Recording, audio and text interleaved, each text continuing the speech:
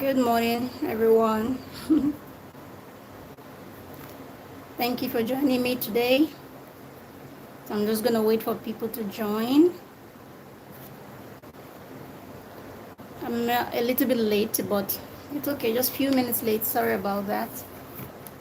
So today we are gonna be answering questions. If there is anybody in the house, you can come in.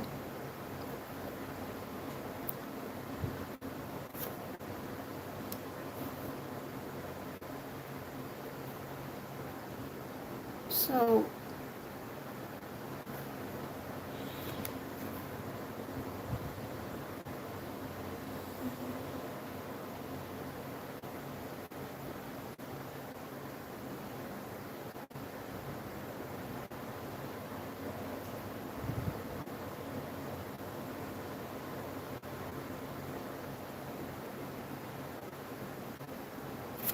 yeah, yeah, I think I'm live. I'm thinking, am I live?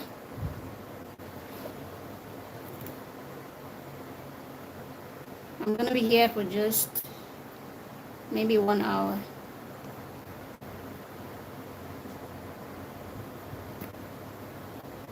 Hello, I think someone is in the building. Good morning. If you have questions, you're free to ask. That's why we're here. So if you're here in the building, good morning. Hope you're doing fine. You can send me a message to, let me see. You can send a message so that I know who's there. Bom dia, tudo bem? Good morning. How are you? Let me see if you sent something because I need to check. Okay.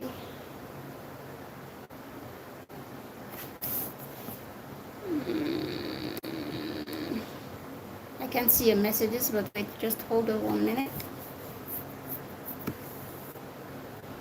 I see someone there. So, can you hear me?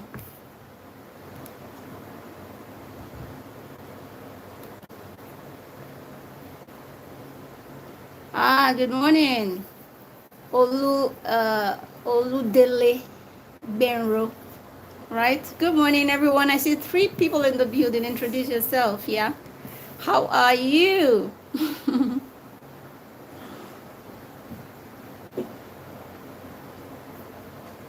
How are you, Olu Benro? I'm just gonna call you Olu because I don't want to bite my tongue, eh? Benro. Good morning, everyone. 4 people in the building. Say hello, say hi. My name is Daisy, okay? For those of you that are here right now, I am here to answer your questions. My Instagram is always full of questions, and I'm always answering thousands of questions. So today I decided to come online to see if there are more people that are willing to talk to me and want to know 1 or 2 things here and there. I am here to answer all your questions. I used to live in Dubai, so if you have questions about Dubai as well, I have previous videos about things in Dubai. If you're here, you're from Dubai, I'm not answering questions about Dubai alone, Dubai, Brazil, or anything related to traveling or anything you want to know at all. I'm here. Okay, Oludele says you try. Thank you so much. So do you have questions for me, Olu? I'm just gonna call you Olu. Do you have questions? Have you been watching me for a while? What have you learned from my channel? What do you want to know? I see 4 people in the building, but nobody's talking. Only Olu is talking.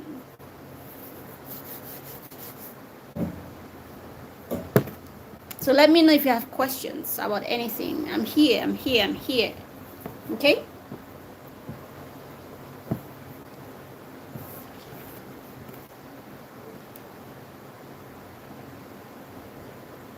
Yeah. Uh, Now another person is in the building. I don't know how to pronounce. Oh my goodness. Okay. I'm just gonna say Mandodo. Okay, because LOL Mandodo, LOL Mandodo. How are you? Temitokpe Ola Toke. Right? So I'm just gonna call you Temi. All right. So welcome to my channel. Thank you so much. I see 9 people in the building. Good morning, everyone. Thank you so much for joining me today. This is Daisy right here in the building. Please drop a comment to introduce yourself. Temitope, good morning. I see your message. My laptop is right here, so I'm reading your message from this side. So you might see me looking in this direction. I'm reading your messages, okay? So Temitope, Temitope, good morning. Welcome to this channel. Thank you for joining. Welcome to this platform. Oludele, welcome. Mandodo, welcome. And Olu says, I must confess, I really appreciate all the information you're giving. Thank you so much. Obrigado. Yeah, you're a guy, right? So obrigado. Thank you so much. I really do appreciate. Thank you. And if you still have questions for me, you should let me know. Thank you for appreciating me. Tell me, is there anything you want to know? Is there anything you've learned on my channel? Is there anything you would want me to improve? Is there anything you want me to add to what I'm doing already? Is there anything you want to know that is not yet on my channel? That is why I'm here. So let me know. Let me know. I'm here to answer all your questions, okay? Thank you, Olu. Thank you so much. King Morgan, welcome. Happy Friday to you. Thank you so much for joining.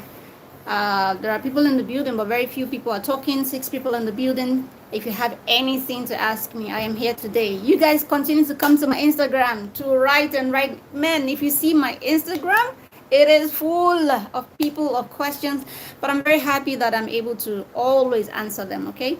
So King, welcome. King Morgan, welcome. Thank you so much for joining today. You're very welcome. What we're doing here today is I'm answering your questions, okay? All of your questions, and if you have anything you want me to add to whatever it is I'm doing right now, you can let me know about it. If there's anything you want to know but I've not yet done on my channel, you can also let me know. So questioning time and also information time, or you want to let me know what you want to know, I am here for you today. A lot of people have joined more. Temitope, I think I've read from Temitope. Temitope says, thanks for all you do. Nice content. Thank you so much. Thank you, Temitope. I am very, very grateful. Oluwadami Lola, Oluwadami, I'm just going to call you Dami. Welcome. You are very welcome to this platform. This is Daisy right here. Thank you so much for all of your support, your love for me, and I'm very grateful that everyone appreciates my content. Okay, so instead of you coming to me on Instagram all the time, knocking on my door, I'm here now. Ask me anything. And if there's anything you want me to do or any information you want me to add to the platform, let me know about it today. And if I'm not able to make a video, always watch out for my community tab. I will be there to always upload any information that I'm not able to make the videos about, okay? Jonathan, his name is Jonathan Gills. He says, hi from Western Australia. Oh, wow. Thank you so much for coming. Gills, I'll call you, is it Gillis? Okay, Gillis. Welcome to my channel. Welcome to my platform. Thank you so much. If you have questions for me about Brazil, about anything, let me know. Gillis. I will be very happy to get you whatever information you need, as long as I know about them. So welcome from Australia. It's nice to have someone from Australia. Damilola says, hello, good morning. I am Dami. You are doing a great work, giving useful information and advice about Brazil. Thank you so much. Obrigado. Oludele Benro says, okay, I think this is a question for me. As a tourist who is head of family, how easy is it to settle down in Brazil? Okay, so I don't know how long you have been a subscriber or maybe just a viewer, because I've made a lot of video that covers how to survive in Brazil. Brazil is a country, first of all, it is an amazing country, okay? A country that welcomes people with open arms, okay? Very kind to immigrants. very accommodating. The people are kind, but be very careful. Not everybody not everybody might be kind, but generally the country is a very kind country to immigrants. Very how will I put it? Not hostile. Yes, very friendly to. Okay, let me just use the best word. Friendly. Okay, very friendly to immigrants. Now, if you want to survive in Brazil, when you're looking at, I don't know if you're asking me, but I'm just going to answer you in general terms how to generally survive in Brazil.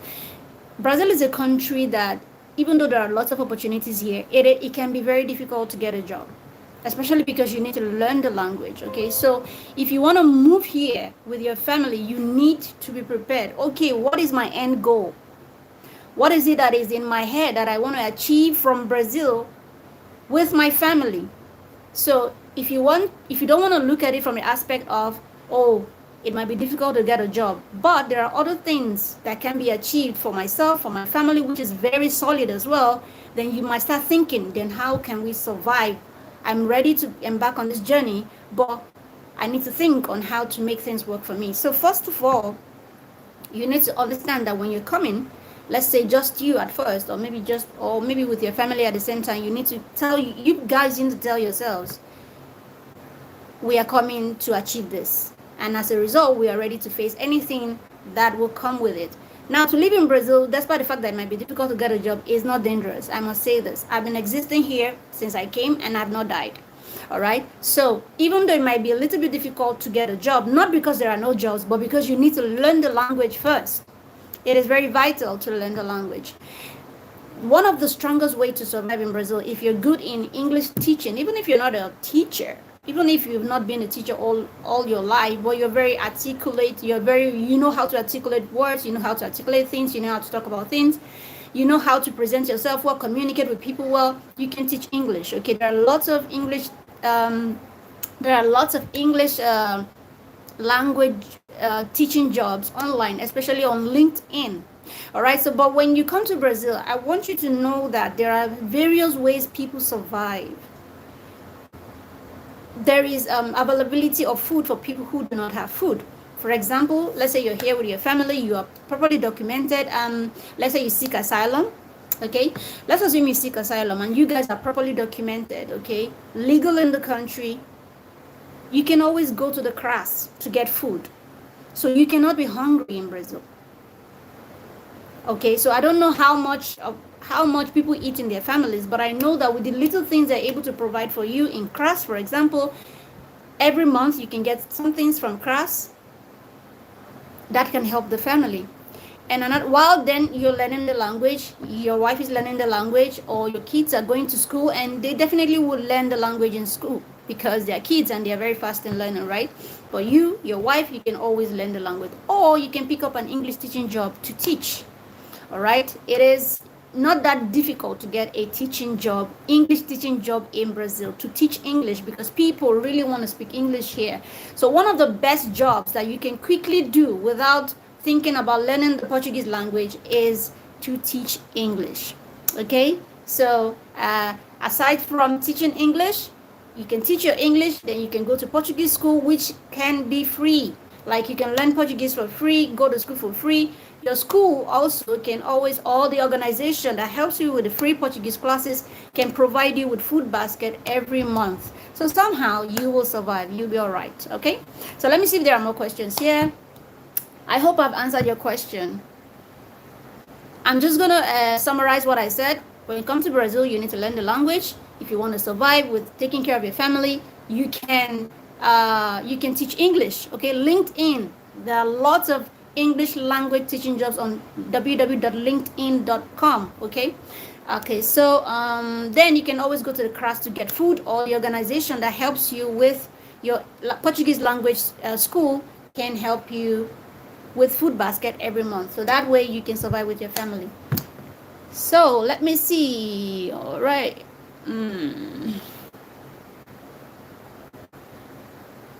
Okay, I want to see if there are more questions. I want to see. Hello, good morning. Okay, I think I've read that. As a tourist, I've read that. Then Benro says, will it be possible to bring in the rest Yes, if you no, if you're on, I don't know how you're asking. If you're here and you're able to get your permanent residency, not asylum. On asylum, you cannot bring your family. If you seek asylum, maybe you come alone and you seek asylum, you cannot bring your family on an asylum document. That is why a lot of people, when they get here, even though they seek asylum, then when they get here, let's say with a tourist visa, they seek asylum, they start to find other ways to get their permanent residency.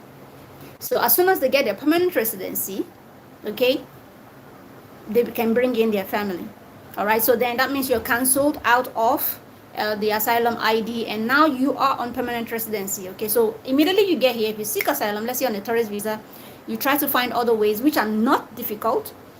You try to find other ways to, you know, get your permanent residency. When you get your permanent residency, then you can bring in your wife, you can bring in your children, or you can bring your husband, or you can bring in every member of your family. But if you come with a student visa, it's very easy. With your student visa, you can immediately apply for family reunion for all your family members, and they will be on your visa.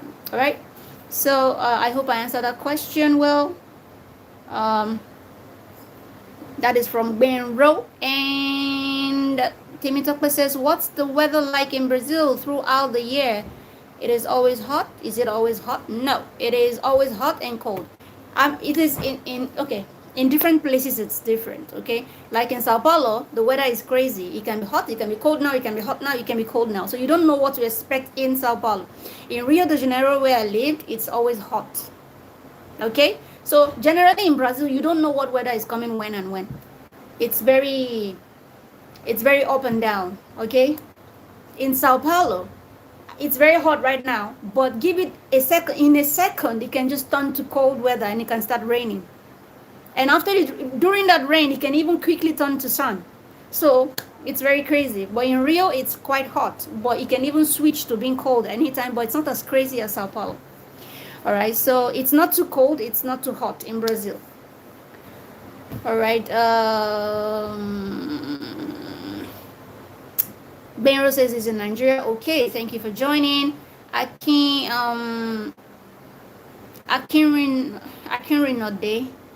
says my baby is 2 years 1 month, and me and my baby will be joining my husband in Sorocaba, Sao Paulo. I'm still in Nigeria now. What advice or tips would you have for both me and baby? In terms of affordable lifestyle, you mean? I've told you that in Brazil, for the baby. Now, if you're still here, please let me know in what terms. You mean affordable lifestyle in terms of buying the baby milk, buying baby clothes, buying what? Let me know. I can't Renode. Oh, Damilola. Let me just say Damilola. Let me know. Is it in terms so that I know how to answer your question? Is it in terms of how to buy your baby food, how to baby diapers? Is that what you mean?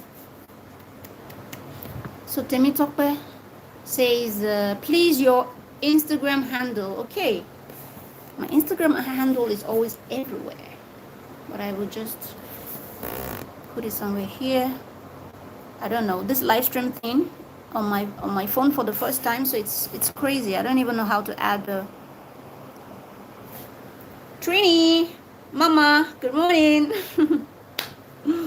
Auntie Helen, welcome to my channel. Good to see you as well.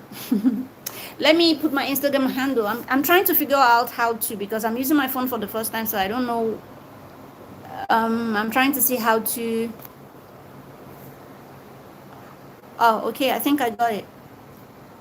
Uh-oh.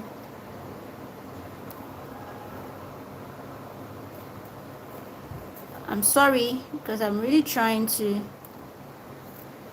figure out how to send you a message. It's so new. But anyway, I'm going to spell it in the meantime while I'm answering questions. Thank you so much, Auntie Helen, for the love. Trinity, Auntie Helen, thank you so much for coming.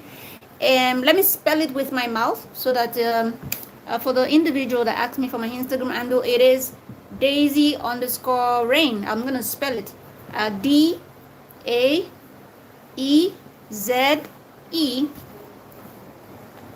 Underscore REIGN.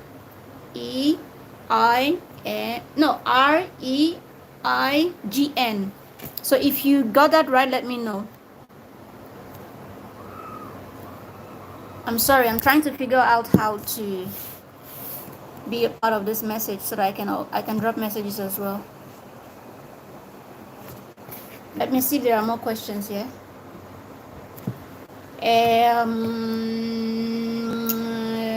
Damilola says, yes, ma'am, baby stuff. Okay, baby stuff.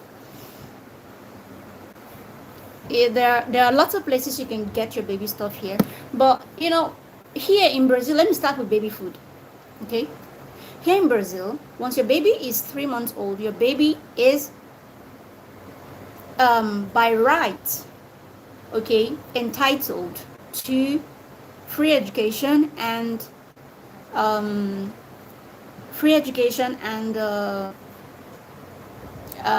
will I put it now? Milk. Okay, milk, free education, and there's something we call My Polistana. Okay, My Polistana is a situation whereby when you're pregnant, you must, or you should, I won't say must because not everybody might be interested, you should register yourself as pregnant at the local clinic where you will continue to go for antenatal. And then you have to, there's a program called My Polistana, meaning mother of a Polistana. When you give birth to a baby in the state of Sao Paulo, okay, My Polistana has been created for mothers who are expecting mothers that are pregnant, and they are eligible for free transportation while pregnant. I mentioned while pregnant because immediately you give birth, you won't be entitled to this anymore. So free transportation card.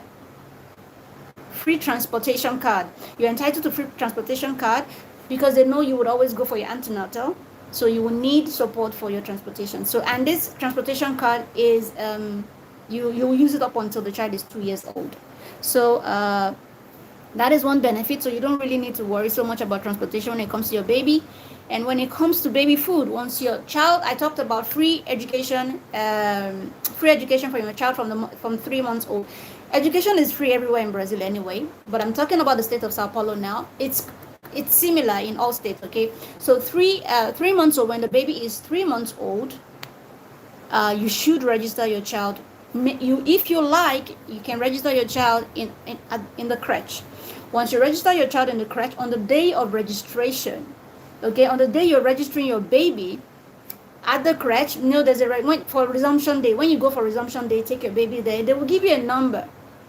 They will give you a number, a code for you to take to class. I'm talking in the aspect of baby food now. I've talked about how you can get free transportation while pregnant, and as soon as you give birth to your baby, that free transportation continues. You will continue to use it up until the child is 2 years old. Okay, so now I'm talking about baby food. How to get your free baby food, okay, while in Sao Paulo, Brazil. It's similar in all states, but I'm talking about Sao Paulo, Brazil right now because that is where I am. Now, like I was saying, once you register your child at 3 months old to the school, any age you prefer, as soon as your child is born, he or she is entitled to free education, okay? So but you can start putting the baby in the crèche from 3 months old. So once you go there on the day of registration, like me, on the day of my registration for my baby, I took her there, they gave me a code to take to CRAS. There's a place called CRAS. That is a social center that takes care of social welfare for the citizens, immigrants, with valid residency, okay? So you go there, the school will give you a code to take to the CRAS. When you get to the CRAS, the reason why you have to take that code to the CRAS is to register your child as a Brazilian baby that is registered in school, or a resident that is if you have a permanent residency that is registered in a school. Okay, it's not only for Brazilian child. Anyway, all babies born here are Brazilians. But if your baby is not even a Brazilian yet, maybe you brought them from another country into Brazil, it's okay. As long as she's registered, as long as she's documented, maybe through asylum, student visa, just make sure the child is documented, parents documented, okay? Then you take that code to the CRAS, and then the CRAS will get your child registered as a child already registered in school. Now the government will provide your baby milk for the CRAS, and the CRAS will transfer it to the school, and then the school will give it to you. So that is another way to survive with your baby. in terms of baby food. And this happens every month. Okay, this happens every month. Every month you get your baby food. It might not be what you can use like forever, like you still need to buy, but it's still something, right? It's still something to, I don't know, it's better than nothing. At least that money is saved, okay? And your baby is entitled to that, okay? Entitled to that free education and free transportation while pregnant up until the child is 2 years old. Because they know you will continue to take your baby for a checkup every month. It is very compulsory that every month your baby goes to the hospital. They will always give you appointment every month to see the doctor with your baby. I think up until the child is 2 years old, thereabout. So because of that, that transportation card is provided to mothers who, as long as you're pregnant. Remember, the name of the program is called My Polistana, a situation whereby the government gives you free transportation card because you're pregnant and you're expecting and you're always going for antenatal. They give you free transportation card so that you can always go for your antenatal without thinking of how to get transportation. And when your child is born, you continue to go see the doctor with your baby for checkups every month. You continue to use that free transportation card to transport yourself and your baby to the hospital. So I think I've answered your question somehow. In some aspects, some organizations also help with baby diapers and all of that stuff, but we'll have to find out where and where. But what I'm sure of is baby food, your free transportation, and also your child's education. So I hope I answered your question, Damlola. So you will survive. And another way, like I said, you can always go to the CRAS to get food. I will continue to say it. As a family, you can go to the CRAS. As long as you're registered in Brazil, you are legally registered, you can always go to the CRAS to get food basket if you think you need it. Okay, if you want it, every month food basket is provided for families that are in need or that needs it. It doesn't mean you're poor, but people need things and they ask, right? So the government has made it available, so you can as well just go get it. So let me see if there's any other question. I hope I answered your question in terms of how to survive with your baby in Brazil. For baby clothes, you can always go to Vinci Cinco. You can go to places where they sell things for cheap. You can go to the Central to get baby clothes for cheap. And sometimes a lot of people donate to your church. Another thing I'm going to say is Brazil is very kind. I would always say again and again. I don't want to say Brazilians are kind because some people might be crazy. So I don't want to use the people to qualify their goodness. So I would rather use the country so that I don't make people assume everybody is super kind. So like I said, if you join a church, okay, somebody else asked a question here. I will come back to what I'm about to say. Benro from, okay, Benro is asking another question. Okay, Temitopus, okay, before Benro's question, Damlola, I think I answered your question, but there's something I want to say. I'll come back to that. I hope I don't forget. Temitopus says more content on job culture, e.g. salary. The salary minimum wage is 1,450. So minimum wage, that does not mean that is the salary you will get. It is just a minimum wage. You can get employed and be paid 2,500 reals. You can get employed and get paid 1,800 reals, and with some other benefit, maybe food and transportation. Most jobs in Brazil always come with food and transportation. Okay, they always come with food and transportation after your salary. Your salary will be given, and then you will still get transportation card and also maybe food card. Okay, so I think I answered that. Timmy talk there, right? Then Benro says, from your experience so far, how long will it take someone to become permanent resident seeking asylum as a tourist? It's a process, okay? Because once you are granted your asylum ID card, you have to wait for a decision. And usually, it doesn't come quick. They might not invite you for an interview immediately.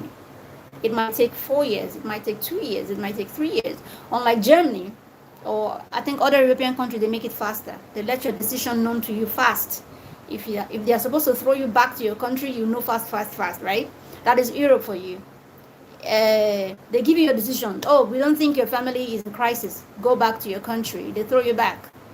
Germany does it. All these countries do it. Denmark, they make it fast because they don't want crowd. But here in Brazil, it might take a while. Okay, they are investigating a lot of cases. People from Afghanistan, all those war-torn countries are usually very fortunate because they attend Haiti. They attend to them very fast. Pakistan, because they know that their country is a war zone, or serious war zone, so they attend to them faster. So it all depends on how the severity of the crisis in your country. So they attend to people with more severe issues in their country faster than the ones that don't really have. For example, Nigeria is not a war-torn country, even though we have Boko Haram, but they know we don't have a war problem. Okay, it's just a set of people misbehaving. So it's not a thing that is everywhere in the country. Okay, so they take their time to attend to people that war isn't so serious in their country. So as a result, a lot of people on asylum that their countries are not war-torn, or they are not having war in their country, might be delayed. So you live legally in the country as long as they've given you that ID card to remain temporarily. You might live for 5 years, 4 years, depending on when they think it's your turn. Okay, so in the meantime, while you're on asylum, temporary asylum ID, you can do anything. Okay, you can go to school, study for free. You can open a bank account. In fact, you can exist like a normal Brazilian citizen. Okay, so they will not stop you from doing anything. You are not different from any other human being that has the permanent residency.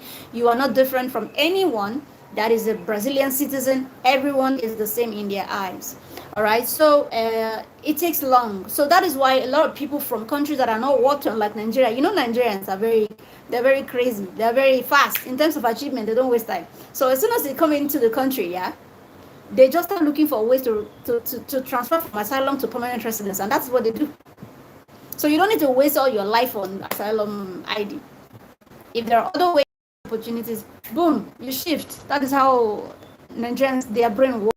So nobody sleeps on asylum ID. You find other ways. Or if you want to sleep on asylum ID, then you wait. No problem. You can wait. They won't bother you. They won't disturb you. You won't have any problem. You can exist here. You can go to school. All your family can be, you will be super fine. So even if it takes 10 years, they don't bother. They don't disturb you. You continue to live here legally, and you do things normally like any other person with permanent residency or citizenship. Okay, so I think I answered that question. Let me know if I'm answering your questions right. Who else again asked the question? Temitope said more content. Okay, I think I already read that. For the asylum one, I think I read that. So someone pool of ideas is it says is the rent yearly or monthly in Sao Paulo? It's monthly anywhere in Brazil. How much is the average monthly rent for a single room, self-contained? 600 reals. You can find from 600 reals upwards. Okay. 600 reals depending on what quality you want. If you want the one for 800, you find 700, you find 600. Does not mean the apartment is bad. No, it all depends on what the taste you want. Okay, so from 600 upwards, you find in the inner, you might even get like a one bedroom for 800 if you go inside. You know the way it is. All right, so any other questions? Miro says yes. Question answers. Thanks. You're welcome. Any other person with any question? Allah Toke says, how long do I wait to get a decision? After original document submission to Lagos Consulate, submitted May 16th, and my leave at work to travel is July 5th. Now, first of all, you need to understand that the Brazilian embassy would not break any protocol for anyone. If your travel date is on July, they will not, because of that, fast track anything. Okay, they would follow due process. So if you're submitted from the 16th, it's under process. Okay, so you need to just wait. If you continue to disturb them, send them a mail. They will reject your visa. That is it. They will send back your passport. They don't like people bothering them. Okay, so you just have to be patient. Like me, when I applied, when my visa was ready, it passed the time I put that I wanted to travel. But I wasn't bothered. I was prepared for anything. I was prepared for whether it passed, whether I will rebook when I want to go. So if it's not urgent, be patient. Okay? Even if it's urgent and the date of whenever you want to do whatever you want to do passes, why not just wait to get the visa anyway? So that you don't have that stain of rejection on your passport because you want to get your passport back. So whether it's passed or whether it's not passed, I will still advise that you wait for a response from them. Okay.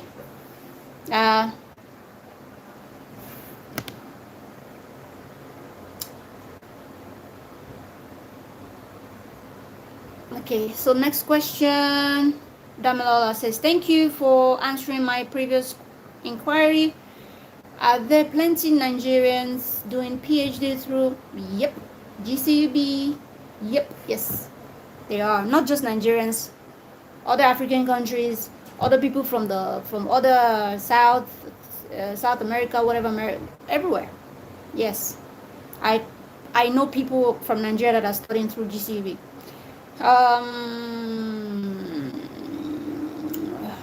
Next question, Benro says, but what are the ways to shift from asylum fast? If you come with your family, for example, let's say you come with your wife, you just have to get your wife pregnant. So you have a baby. That way all of you will be covered and then you all can process your permanent residence, okay? That's one way to move from being an asylum seeker, holding that asylum ID card, to moving to permanent residence and have a baby if you come with your wife or if you come with your husband. If you're not married, you find somebody here that you like, you love, get married to that person. Legally, go to the Catario, it's like a registry. Get married and have a baby. Or if you think you don't want to have a baby, some people don't want to get married, like sign a paper. You love each other and you've been together for a while. You feel you want to be like that. You know, some people, there's, what is it, customary law?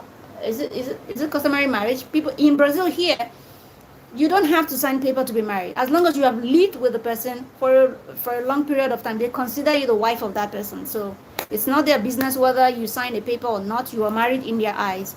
So you can have a baby if you find love and you want to be with, you're with the person, or you come from a country, you guys have been together, like dating each other, and you're living together. Even if you don't live together, you can always have a baby. Brazil does not stop you. But I'm just saying, in a cleaner context, if you live together, you consider yourselves partners, you can have a baby, and then that covers all of you to get your permanent residency. And 1 year later, you will get you are eligible for citizenship, or you need to learn the language. The language is the most, is the only important thing you need to achieve your citizenship in Brazil.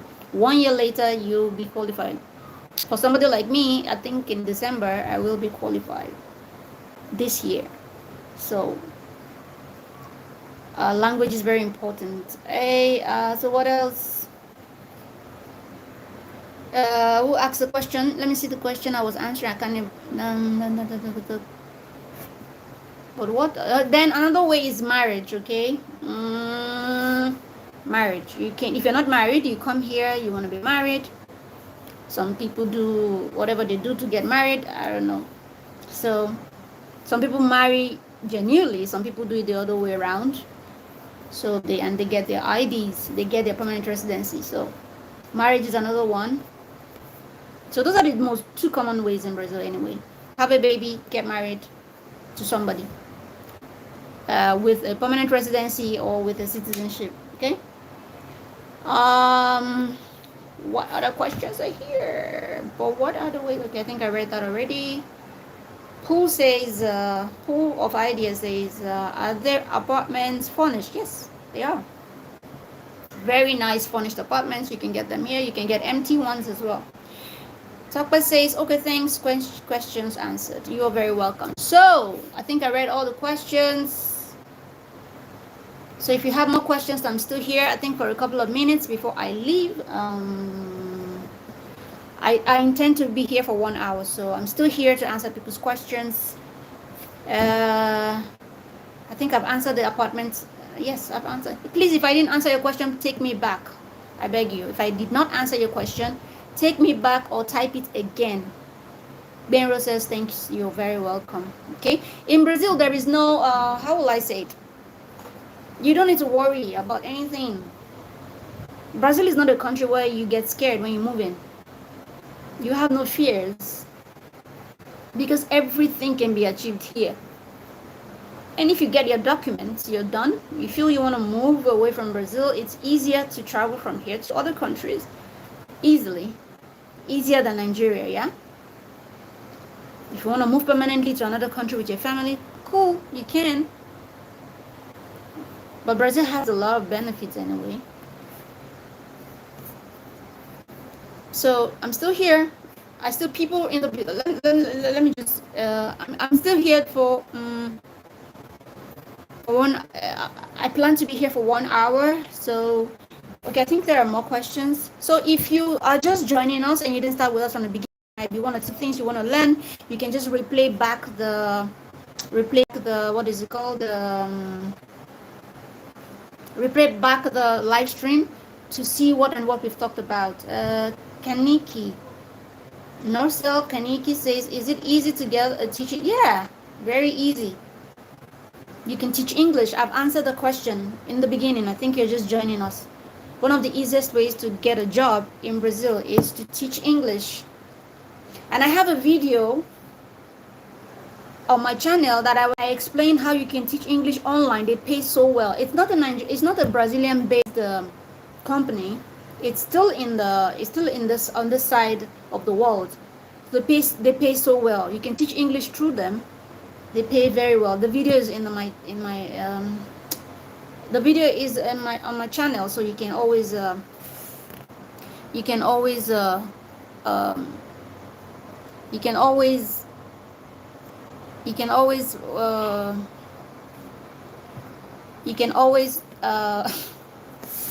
go watch it and see what the process is like, and then you can get a job through that medium. Temitapa says, I hope I won't be disturbed if my visa passes. What is POE? If my visa passes time on the documents I submitted. No. Mine passed. The date of my travel passed. No. Let's get it right. Make sure that your documents has a long time. Now, make sure that you are whatever date you have on your visa is ahead. Okay, let's say you want to travel. I want to travel in this is June, July, August, September. Okay, I want to travel in September. I'm applying now, so I'm telling them I'm traveling in September. That's 3 months. That's reasonable. So if for example your case gets to them at the Brazilian embassy, yeah. If your case gets to them at the Brazilian embassy, within that 3 months your visa should be ready, so your stuff cannot expire. Even if it now later expires due to their own delay, it's not going to be a problem for you, because they would see that you had enough time from June to September. That's a long time to process a visa, and the visa takes 6 weeks, just less than 2 months. So it's not going to be a problem if you actually applied ahead, enough time ahead. Okay. Temitok, yeah, I hope I answered your question.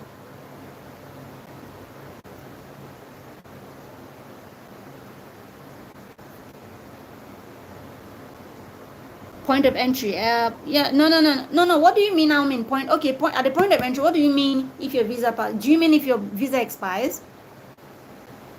If your visa expires, you cannot come into the country anymore. But if during your application, you applied in April, May, June, it's not your fault anymore, because if there is a problem, one culture I like about the Brazilian embassies, they always mail to tell you there's a problem. They will mail you whether your one document is missing, whether your date is too close. They will mail you to tell you your date is too close. Go and adjust it and resubmit. So they always do that. In my time, when I applied, I didn't submit one document, and they mailed me to tell me my one document is missing, that I should go back on the application portal to update it.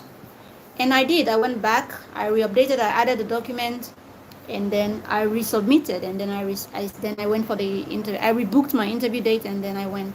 Then, as at that time, we used to go. I went in person to submit my document. Now it's through Korea. You send your document after they evaluate your documents online. They see it's okay. They tell you to send it through Korea now. But in my time, we went there after booking appointment.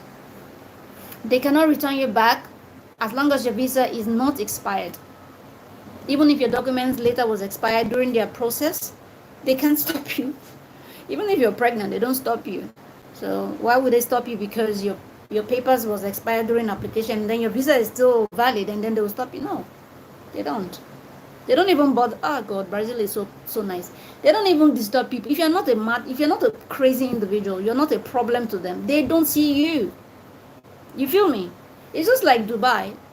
In Dubai, no policeman sees you as long as you are not a problem to them. But it's different in Dubai because Dubai is strict with laws. Brazil is not like that with law. You cannot offend them. I'm not saying you can offend them, but the atmosphere is so soft. You can live in the country as long as you're not a bad person. You're not a criminal. You're not offending anything. You can live in the country feeling relaxed. Nobody is racially condemning you. Nobody is racially. There is racism. Don't get me wrong. But it's not common. Like in Dubai, people openly let you know that you are from Africa. Like the Filipinos that don't even have anything in their country, that most of them live in mud houses. They'll discriminate against the blacks. So you can practically see people discriminating against you in Dubai. You feel me? Or those Middle Eastern countries, China as well, all these Asian countries, you will know that people are racially discriminating against you. But in Brazil, it's not like that. You can only face racism here and there, one or two racist persons here and there. So you're so relaxed when it comes to racism. It's not that much here, and they're very helpful. People come to your rescue easily in Brazil as long as they know that you have a problem. Their public system can be very crazy when it comes to people with serious health issues. Yes, they attend to you if you have normal sickness, but identifying people's problems fast, it takes time. I don't know. So I think I hope I answered your question. I don't know, Timmy. Yeah, we will end in the live stream very soon. Yeah, once it's 1 hour time. So I'm still here within the space of how many minutes do we have more? A little bit over 10 minutes. I'll still be here. So if you have more questions, I hope I answered your question. Okay, I don't know if more questions are coming in or not. Okay, so if I didn't answer your question, let me know. Timmy Topper says, okay, thanks. According to the 6 weeks you mentioned, hopefully I get a response soon, because May 16th to June 30 is 6 weeks. Okay, I have faith. Definitely they will respond to you within that period of time. They would respond to you. Okay, they will definitely respond to you. So I'm still here. I pray for you as well. I appreciate you. Thank you. Gracias. Obrigado. You're a female, right? So I have to say obrigada. Olu Dami, okay, it's you. Say, what's the nicest Brazilian meal one should? To be honest with you, personally, I don't like Brazilian food. Even though I love Brazil, I love everyone, but I don't like Brazilian food. You know why? There is no pepper. Yuck. They don't eat pepper, and I struggle. Oh my God, I struggle when there is no pepper in food. You know, it doesn't have to be so much, yeah. At least little pepper should be in the food. But these ones, they don't eat pepper. Gosh, I cannot. So I cannot really tell you this is the best food, because me personally, I don't like their food. But there is one food. Yeah. When it comes to food, but one thing I like. Now I remember something I like. I remember one thing I like about them is they have similar food like Nigerians. Yay! Like they have yam like us.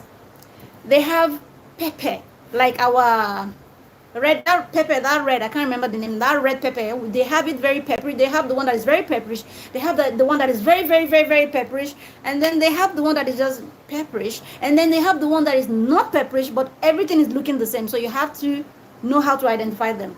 You know that our pepper now, when you buy tomatoes, pepper, they have everything. They have yam like us. They have pepper like us. They have palm oil like us. And their palm oil is heaven. Nice. You know, when I used to be in Nigeria, I didn't like palm oil.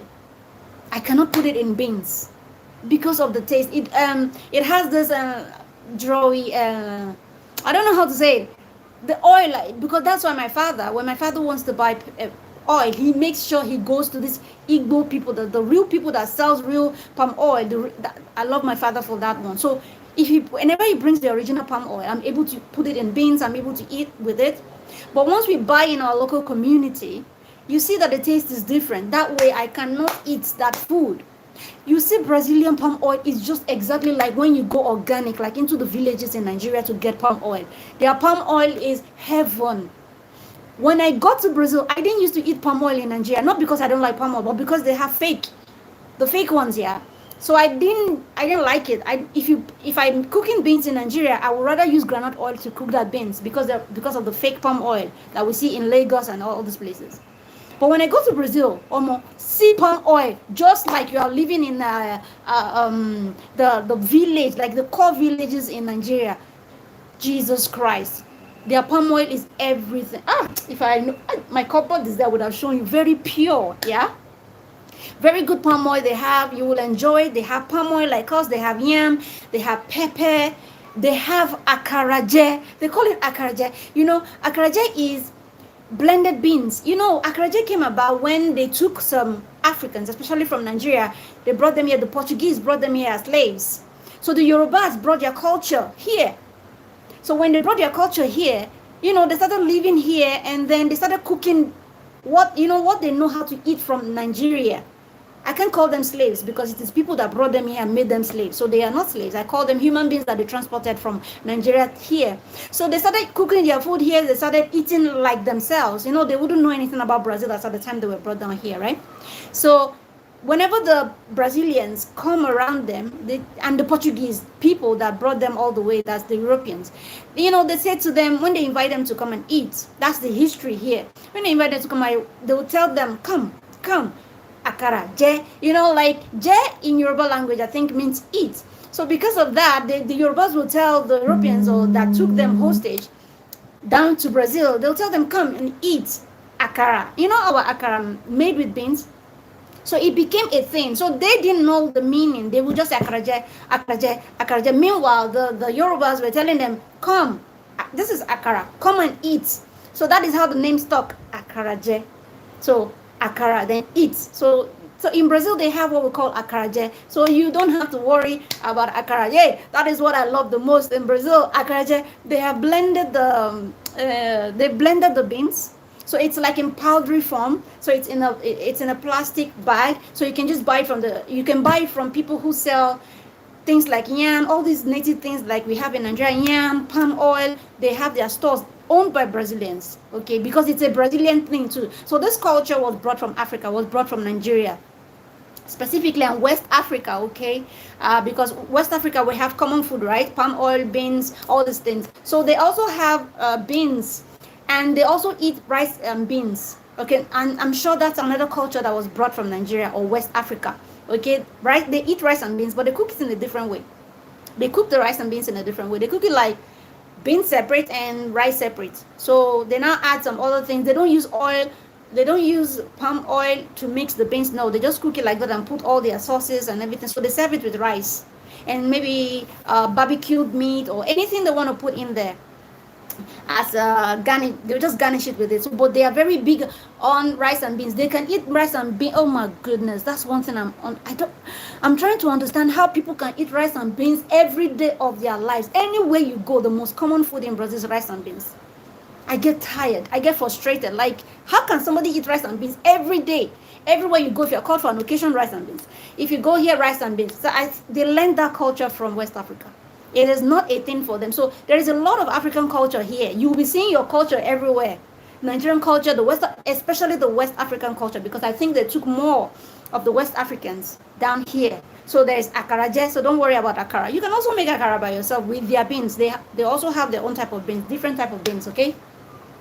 And they also have this type of beans that looks like a Nigerian beans, but it's not really Nigerian beans, but they have different types of beans. So you can also use their beans to make your akara, but you don't need to worry because they have akaraje powdery form. You can, oh my God, if you fry this akaraje, it's so tasty. Like, now the powder is very dry, right? So when you just mix it with your ingredients and fry it, so that is the best thing I love about, and that's the best food I actually love about. Hi Esther, yeah, you're here. Welcome. I've answered a lot of questions, Esther, so I'm here for you as well. You can also ask me, even though you're a special baby. You can always ask me on this platform. Welcome to my channel. Please don't remember to give a like also. So akaraja, like I was saying, so if you ask me what's the best food, I would say akaraja. For every other food I don't like because they don't put pepper in their food. So me, I cannot eat food without pepper. There must be pepper, even if it's small. There must be pepper. So akaraja is good because it's in powdery form.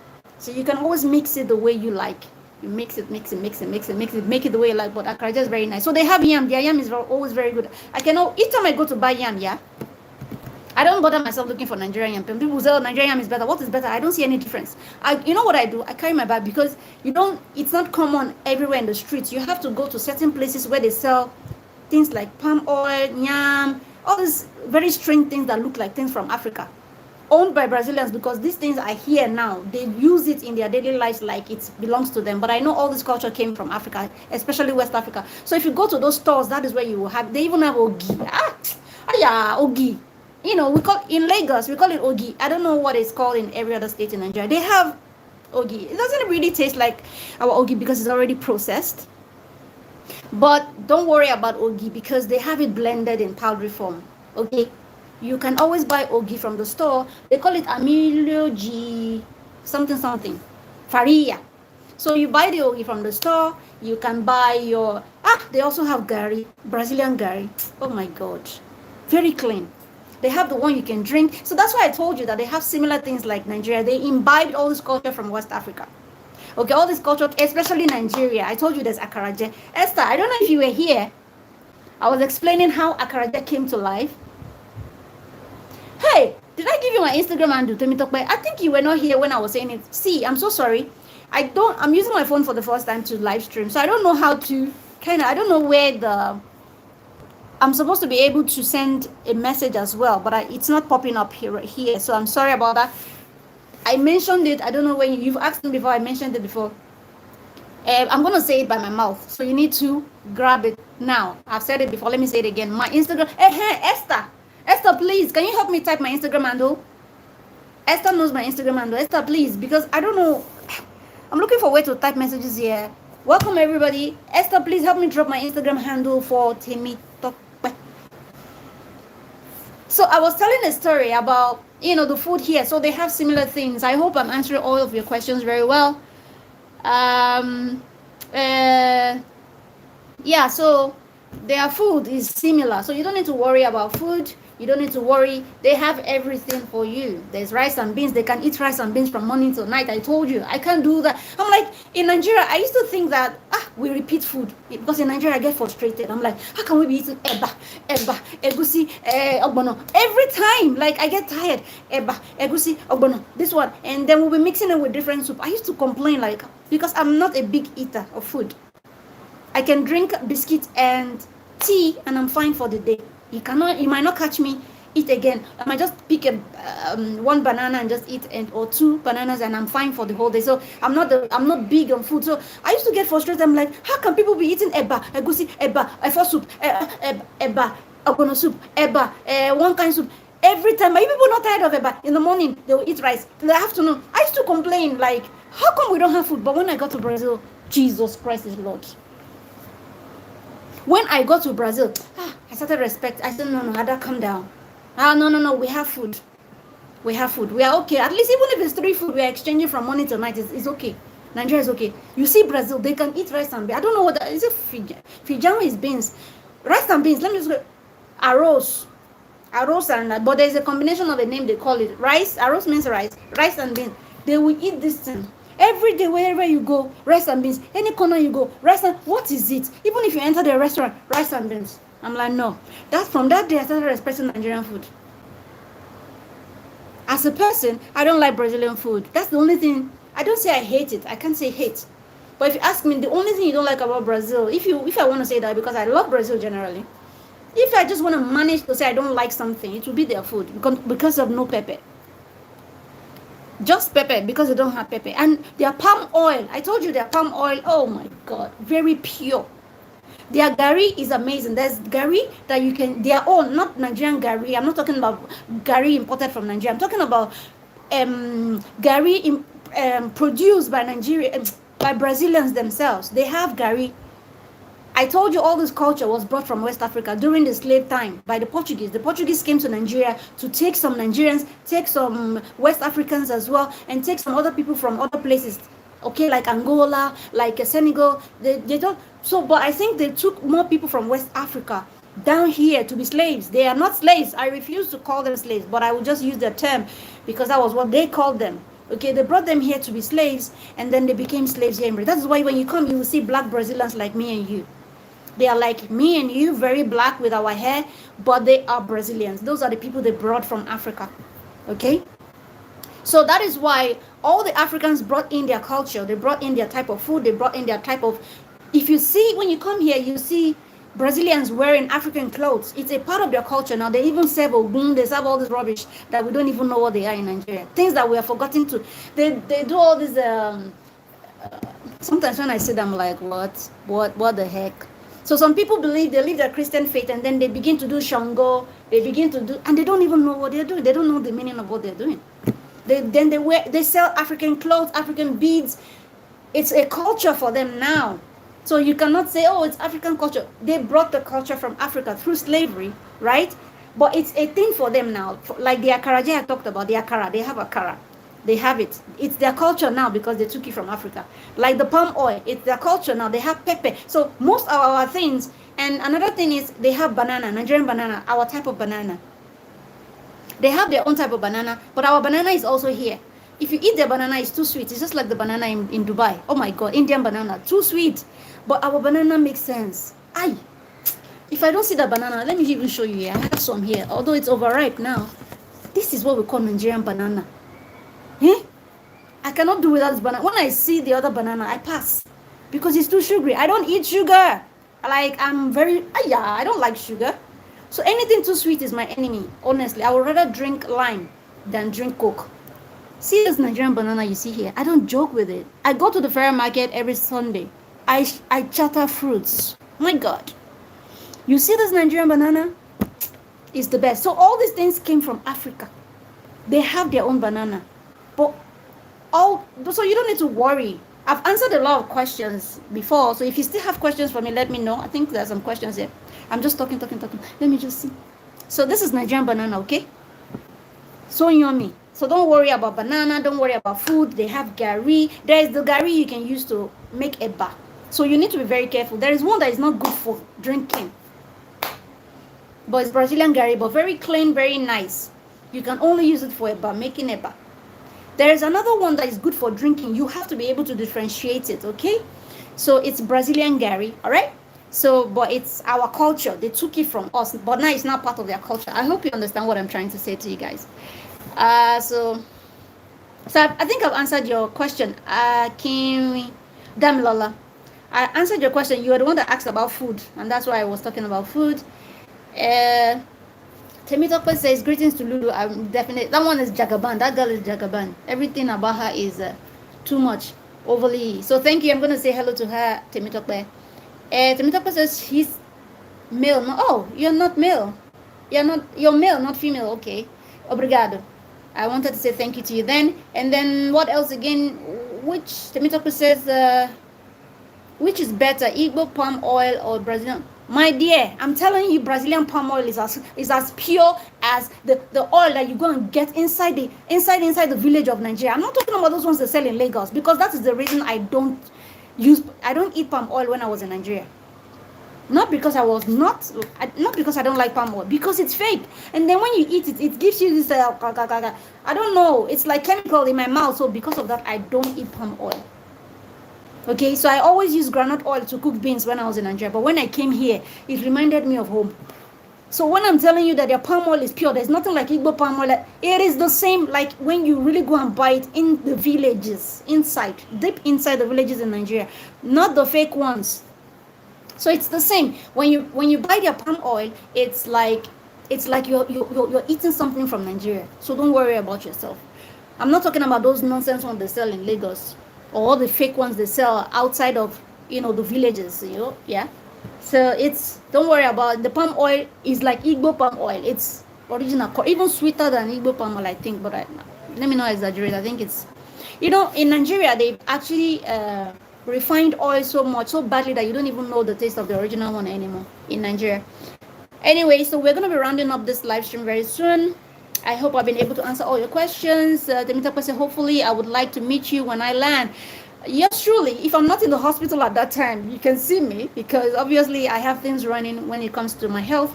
So if I'm not admitted in the hospital by then, definitely you can see me. Or maybe when I get better, when I come out of hospital, we can still arrange that.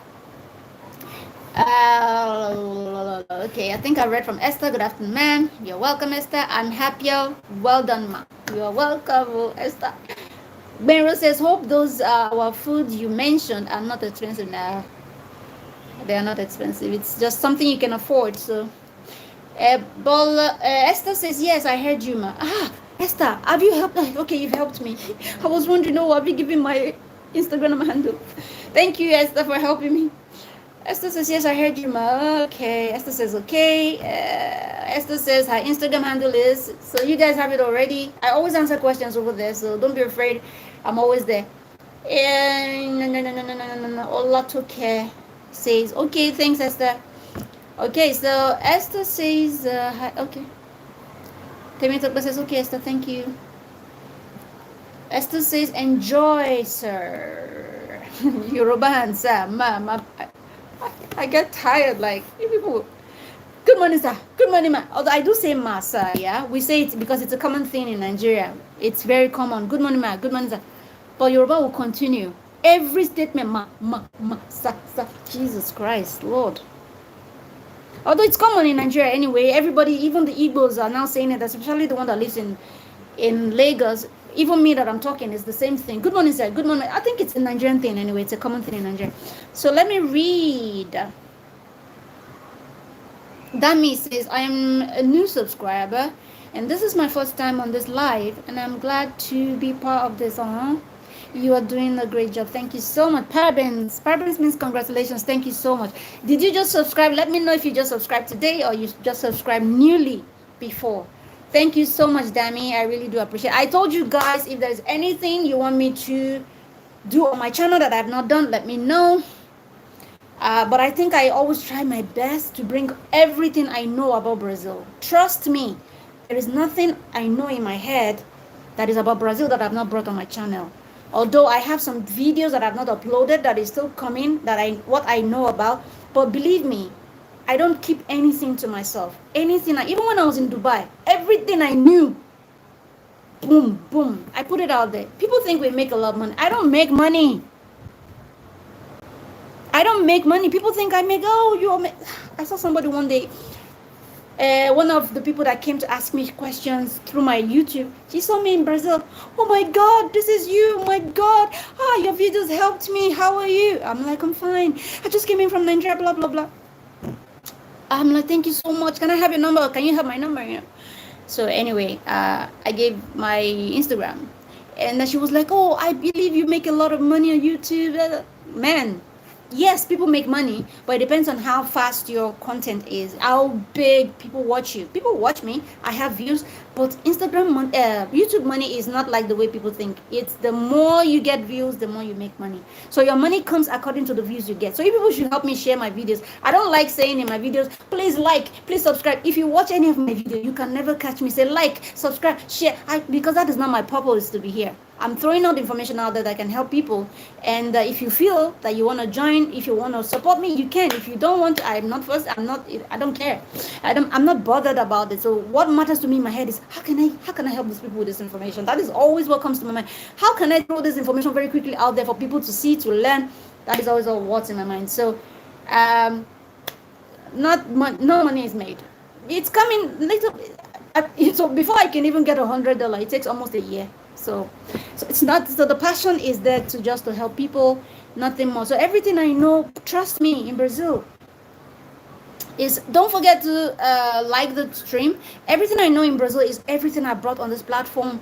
And if there's anything coming up, still I will continue to put the information according to what I know. Okay, mind you, there might be other things going on out there that I may not know. So whatever I don't know, I cannot bring, right? It is what I know that I'll bring on the platform, right? So everything I know, trust me, is what I have vomited out here. So the only things left now are what I still know in my head that I've not made the video, or things I know in my head about Brazil that I have done the video but I have not uploaded.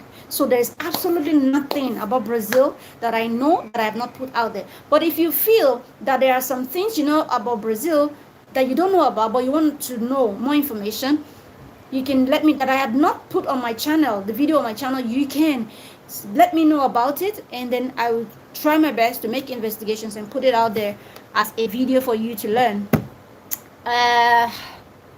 Okay, so Damilola says, sorry, meant to type Bon trabalho, not para. Parabéns is also, parabéns is congratulations. Bon trabalho is good work, okay? It's spelled B-O-M, okay? So, but it's still pronounced bon, because we don't pronounce the M like bomb. Like you're saying good job. Yeah, I understand you. Thank you so much. Yeah, you need to practice. As long as you're moving to Brazil, you need to start practicing Portuguese gradually. Little by little, you will get there. As soon as you get here, don't worry about language. There are lots of platforms, or there are lots of organizations here. If you've been following my videos, I always lament and talk about organizations that help immigrants. You people, I am a deliberate person. Like, I deliberately put information out there to help people. I am very conscious of what I'm doing. Even in my worst conditions, I always want to do one or two things for people to know or get, learn from. So if you're watching my videos, you should learn with an open brain, open mind, that you are coming to learn something. Okay? So, I think I asked the question, are you just subscribing to my channel today, or you subscribed to my channel, but maybe recently, because you said something about I'm a new subscriber, and this is my first time on this live. Yeah, this is actually my first live stream in a long time. I think I last live streamed when I was in Dubai. I always live streamed when I was in Dubai, but in Brazil, I think this is my first live stream. And I just wanted to answer a couple of questions for some people that don't know especially for those that don't know my Instagram handle, because a lot of questions come on Instagram, I must tell you. I answer questions on a daily basis, which I'm very happy to always do. I'm never reluctant to answer anybody's questions. So if you still have more questions for me, I'm still here. Sorry, I said I was going to do 1 hour. It's now 1 hour 30 minutes. Okay, let's do it up to 1:30, and then I'll wrap it up, because I still see some people hanging on there. So I've talked about food. I've talked about how to survive with your baby based on the questions that was asked me. I've talked about minimum wage. I've talked about jobs. I've talked about how to survive in Brazil. I've talked about residence permits. I've talked about asylum. So for those of you that are just joining, so these are the things we talked about. If you think you want to know more about those things we talked about, go back to the live stream when this is done. You can rewatch it, because they are very crucial questions. They were very fantastic questions. I'm very happy that these people asked me these questions, and I'm very glad that I'm able to answer them. I'm so super happy because they said I answered the questions well. So that is a thing of pride. So practicing Portuguese, small, that's okay. You need to start practicing now, especially because you'll be here very soon, and I wish you all the best. If there are any questions in the future you want to know, you can always send me the questions. my Instagram handle or anywhere in my comment section. I always answer questions. There is no questions, and thank God I hardly receive bad questions. Nobody even sends me bad statements on my comment section. Thank God for that. Even if they are bad, even if they come bad, I will still answer you anyway. But thank God, thank goodness, nobody really drops me bad comments. They just ask me questions and I answer the questions, and that is it. So 5 people still in the building. We are going up until 1:30, and 1:30 I'll be calling it a day.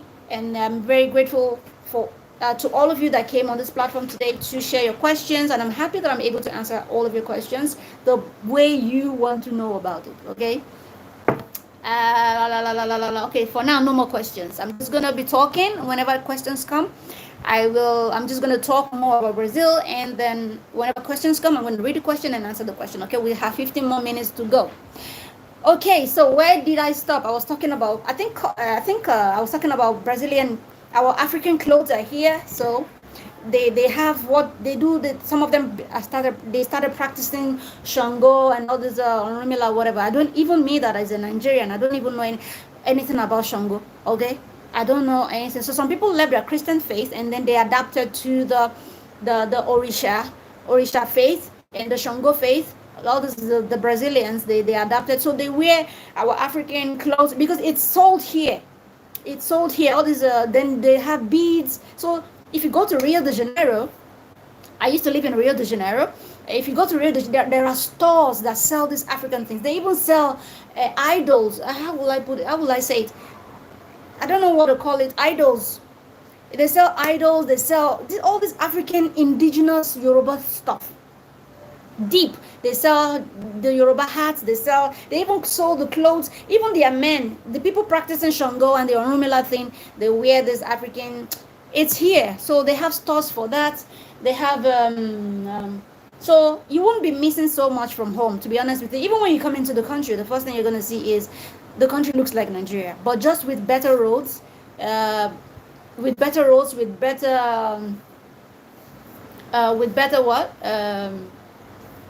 better road. I won't say infrastructure, because Nigerians have better buildings than Brazil, like more beautiful buildings, like, yeah, but better plannings on the roads, better. It's a more advanced country than Nigeria. But when you talk about having very beautiful buildings, Nigeria has more beautiful buildings than Brazil. Because Nigerians take their time to build.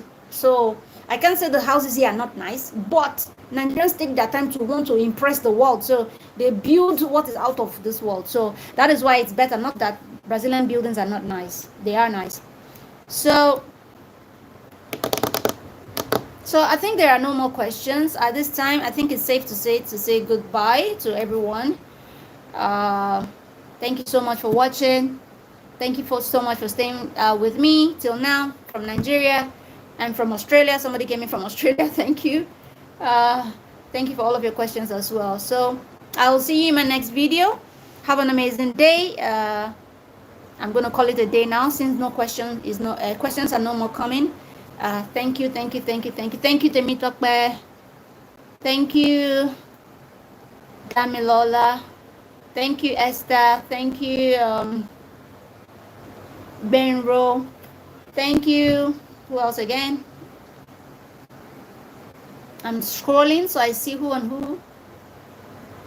Thank you. Okay, I think I talked about Damilola. Thank you. I think I've done Temitokbe, right? Thank you. Thank you, Kaniki. Okay. Thank you, Pool of Ideas. And who else? Yeah, thank you, Trinity. Thank you. I think that's about it. Thank you, Jonathan Gillis. Thank you, King Morgan. Thank you, Madodo. And thank you. Yeah, and that's about that. Okay, people are still here. Let me see. Is there questions? I was about to round up. Okay. Oh, I hope I answered all your questions for people that are still here. Final call for questions. I hope I answered the ones you asked me already. Is there any other thing I want to talk about before I go? Because we have it up until 30 minutes. No, less than 30 minutes now. We're gonna go. 1 hour 30 minutes. It's not that one. It's not 30 minutes yet, but 1 hour. So I still have 5 people in the building. If you still have questions, I'm still very much here. Let me see what else I have to talk about. So like I said, you don't have to worry about culture. You don't have to worry about food. As a family, you can always get food from the cross. And if you have a baby, let me talk about this. If you have a baby, if you're not working yet, your wife can register for the for assistance for the family. Okay, so let's say, okay, the guy that asked me about how to survive, part of it is, I don't know if he's still here. He asked me how to survive. I've explained ways to do that. You can apply for what we call the Auxilio Brazil. Okay, Bolsa Familia. They call it. It was Auxilio Brazil before. Bolsa Familia. If you're not working or your family is not making enough money to cater for the family, as long as you have a Brazilian child, they will approve it this fast. Okay. It might be difficult to get if you don't have a Brazilian child. Okay. So if you have a Brazilian child and you're not working, your family is, they will check your history if you have a job. Okay. If you have a job and your job is sustainable, is good enough to take care of the family, they're not going to give it to you. But if you don't have a job and your family is struggling and you have a Brazilian baby, okay, they will approve of it because they will check your history if you have a job, or if you have a job but the job is not paying well, they will grant you the money. So monthly they would give you the money. Okay, so for example, myself, I'm not working yet. Okay. Oh, somebody gifted me. Oh, thank you, Esther. Obrigada. Thank you so much. Thank you so much. So for example, if you're, I'm not working yet. So if you, bye, Benro, bye. Thank you so much for coming. I hope I answered your question. Thank you so much, Esther. You gave me 2,500 naira. I'm so grateful. I didn't expect that. Thank you so much. Thank you so much. Oh, thank you. So I was saying something about the auxilio, about the child benefit. It's like a family thing. It's not a, it's about the child, because it is because of the child or the children they give you the money. Okay, so if you don't have a Brazilian child, it will be very hard. They will give you, okay, if you're a resident here, they will give you. If you have children, they might give you, but they might take their time to investigate to see, okay. But these days, they give very fast a person who has a Brazilian child. All right. So, but you can still apply as a family that is low in income, or that does not have any monthly income. Okay. And then they will look at your family and then they give. Okay. But if you have a Brazilian child, they will approve it like this fast.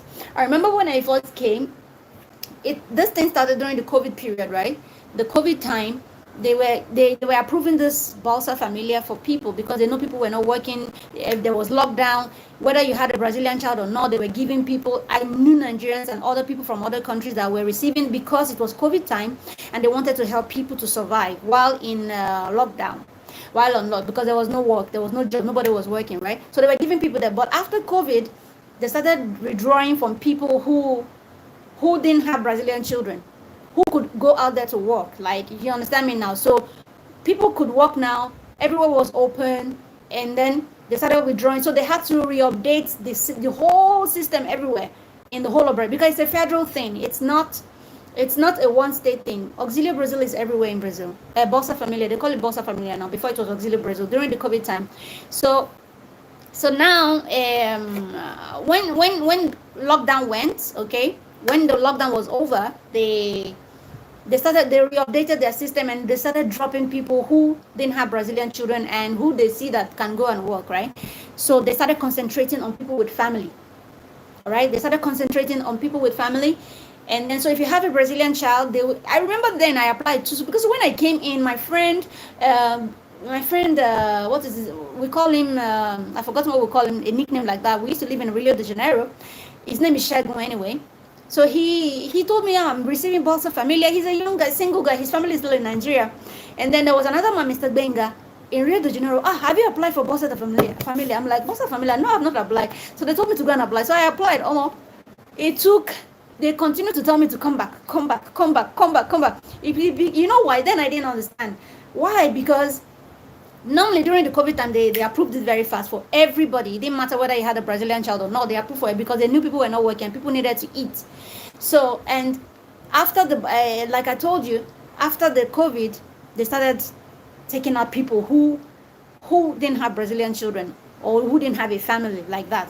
If you can be a resident, permanent resident, they'll still give you if you have a family and you guys are not really working, or you're working but the salary is low.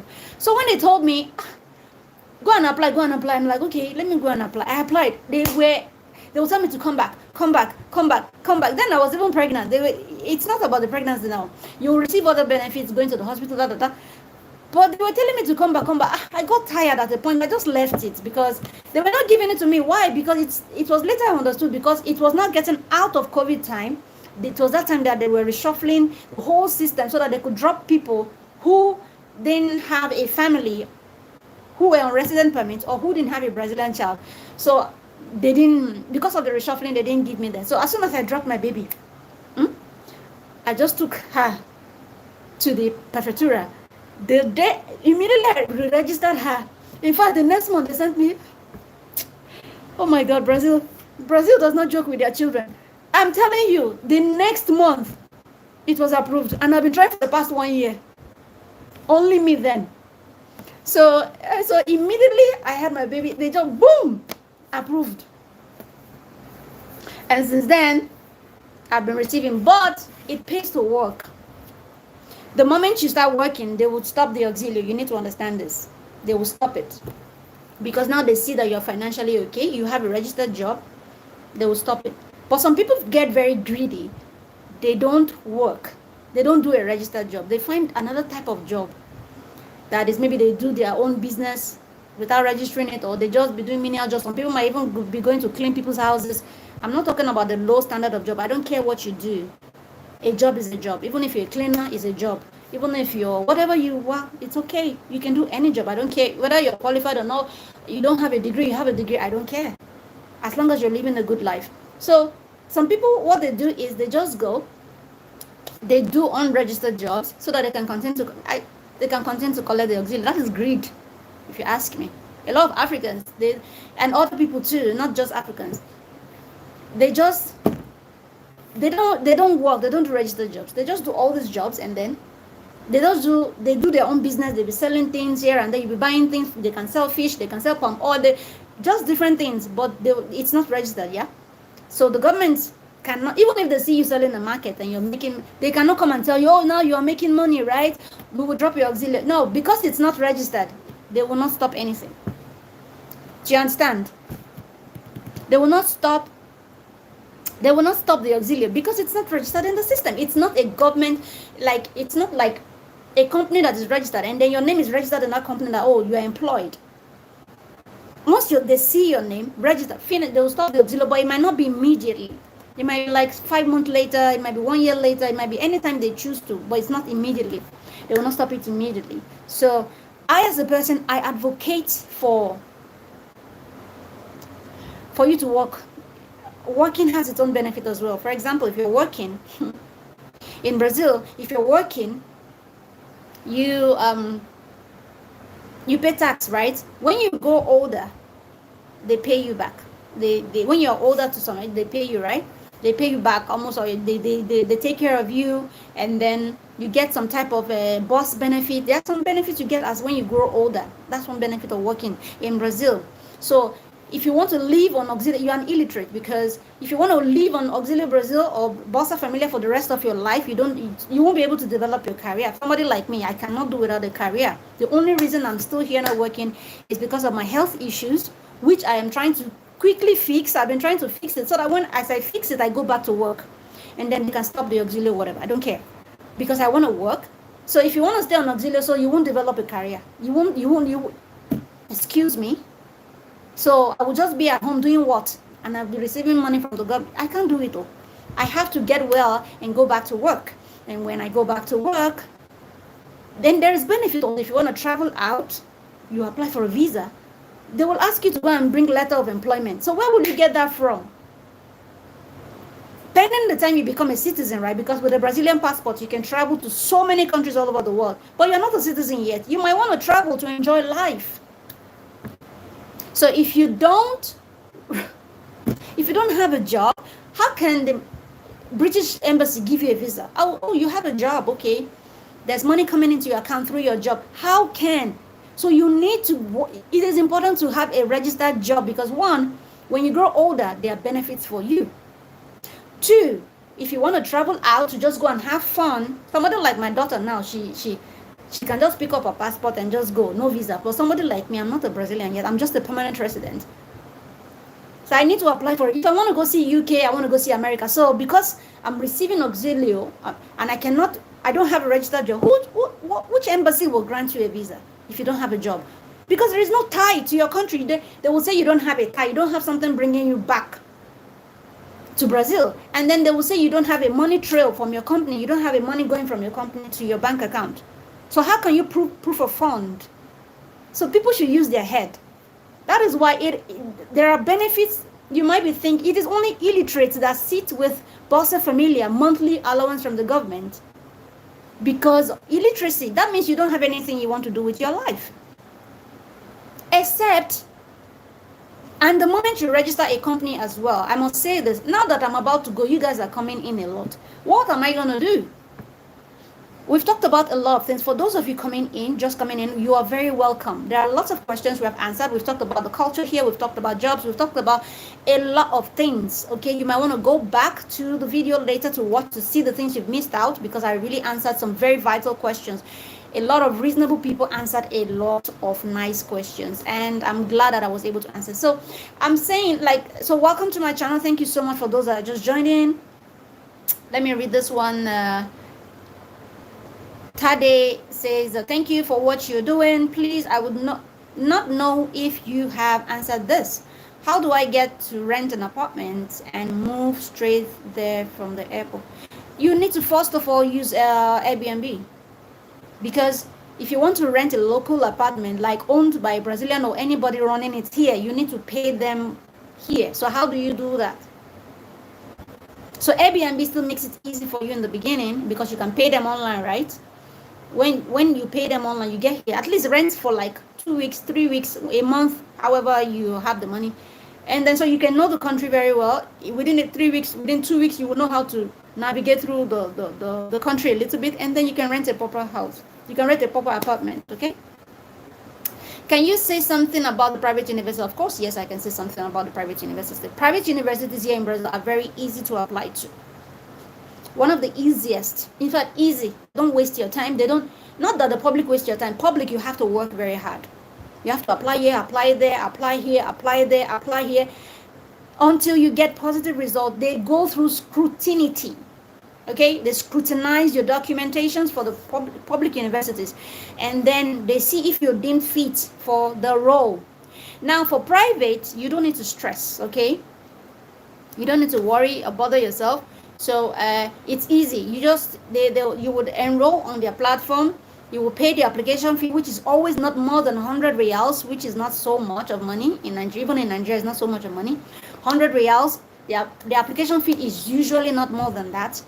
And then you apply. When you apply, I think some of them will request that you choose a project line or write a project pre-project, which is not difficult. It's not difficult in my opinion. I'm not going to use my brain to judge another person's brain, but I'm very sure it's not difficult. It's not something that you cannot put together.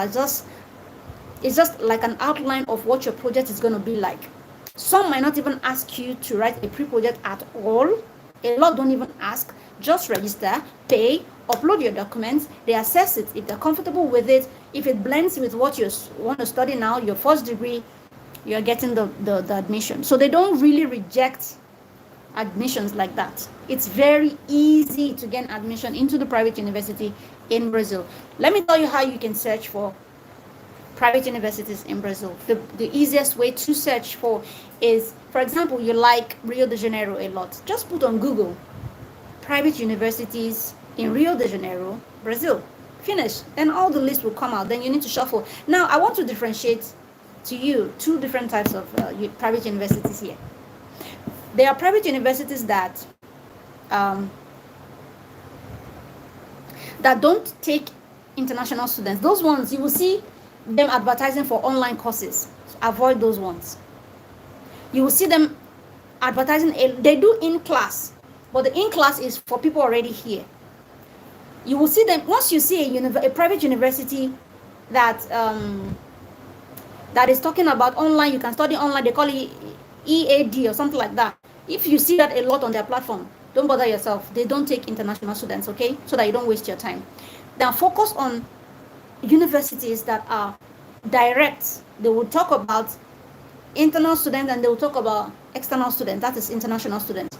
So when you read about them, you will know how solid they are in terms of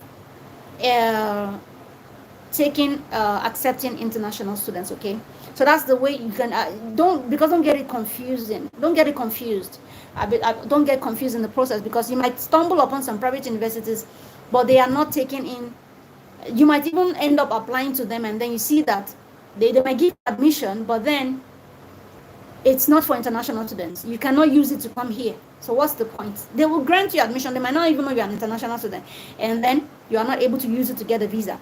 So remember, I said a private university that constantly talks about online courses, EAD for this, EAD. Those are people that they will give you, people already living here. They will give you options that you can either study online, which is the EAD thing, or you can study in their campus. Okay, so once you see a private university that talks so much about EAD courses, online, blah blah, and mixed with in-person courses, just know that they don't take in international students. So focus more on private universities that it's very clear that they talk about foreign students. Okay, I hope I'm able to answer your questions, Benro. On private, is it Ben? Oh yeah, Ben Reda asked on private university. Thank you so much, Esther, for that super chat. 2,500 naira. I'm very grateful. It's been long. I saw 2,500 naira with my eyes. I've seen reals, but 2,500 naira has been long. Anyway, so I'm very happy that I'm able to answer your questions. Very, very happy. Thank you so much for everyone that joined. Let me see. I passed my time. I said I was going to be here for 1 hour. Now 1 hour 30 minutes. I said 1 hour 30 minutes. Now 1 hour 36 minutes. I'm still, oh my God, people are still coming in.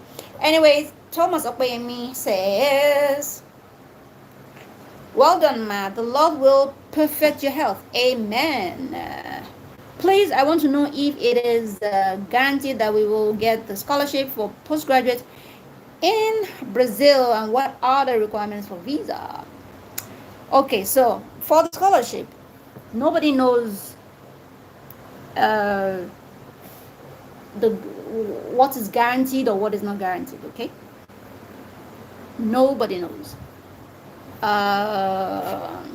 So, but I believe if you have done your essays very well, very, very well, the only thing you need to pray about is just do your essay very well, number one. Make sure that you are not copying and pasting from, how will I put it? You are not copying and pasting from a platform directly to your, let's say, Word format. There are ways to know. People don't know that it pays to write your essays. You can read from books. You can read from any platform what you want to write. It is okay to read, okay, for your essay. Now I'm talking about the GCB essay or any essay you ever want to write in your life. It is okay to read about what you want to do. Then write with your own brain based on what you've read. Write or type, whatever. What I mean, you know what I mean. Use your own words to construct your own essay. Okay, so a lot of people don't know that it puts lecturers off when they see a computerized essay or project. When you see somebody who writes a project by themselves, you will know. It is not wrong, okay? It is not wrong to read and to write based on what you've read. But it is not okay when you copy and paste. Like, for example, people that use different platforms. Remember, for us to get things done, even when we go to school, we use textbooks, right? So that is to tell you that it is not wrong to read something from somewhere and then write what you believe. But where it is a no-no is when you not carry it like the way it is from that platform and then boom, or from a textbook and boom to your own Word format, and then You submit that as, that's one of the reasons why people don't get chosen. So I'm answering your questions now. People don't get chosen, they don't know. They just think, oh, what I Googled from this platform is super good, it's very well constructed, but are you the one that constructed it? Are you the one? So you think these lecturers don't have brains to identify that what you have done is computerized? For somebody like me, it won't even take me 1 second into your reading for me to know whether you wrote it yourself or you packaged it and put it in your platform. Even if there are points you want to raise, you Googled about them, don't just copy and paste them. Read. I was a freaking bookworm while I was growing up, so I don't know why I'm very. You need to read. When you read, and then you start constructing what you believe based on what you've read. So it is very. What am I saying in essence? It is very important that you write your essays, your projects, out of head. Of course, using materials. There is no way you will not use materials to construct anything you want to do. That is why when we go for our exams, we read before we go for exams, right? When you do JAM, don't you read? You read. So materials are highly needed. Textbooks are needed. So you're not doing anything wrong by using a textbook or by using any platform to get ideas. It's not wrong. It is absolutely blindly wrong when you copy and paste it that way. The way they constructed it, then you boom. That is why a lot of people don't get it. They don't get taken because the lecturers reading you are not stupid. So another way is they apart from them reading and saying, this person did not even do anything. This is apart from that, because most of you might think they might not get you. They will. If it was me, if I'm reading your work, I would know who copied and pasted it, and I know who wrote it by themselves. Because the way you write is different from the way a computer brings out everything. Do you know that? So there is the power of originality in what comes out of your head by itself.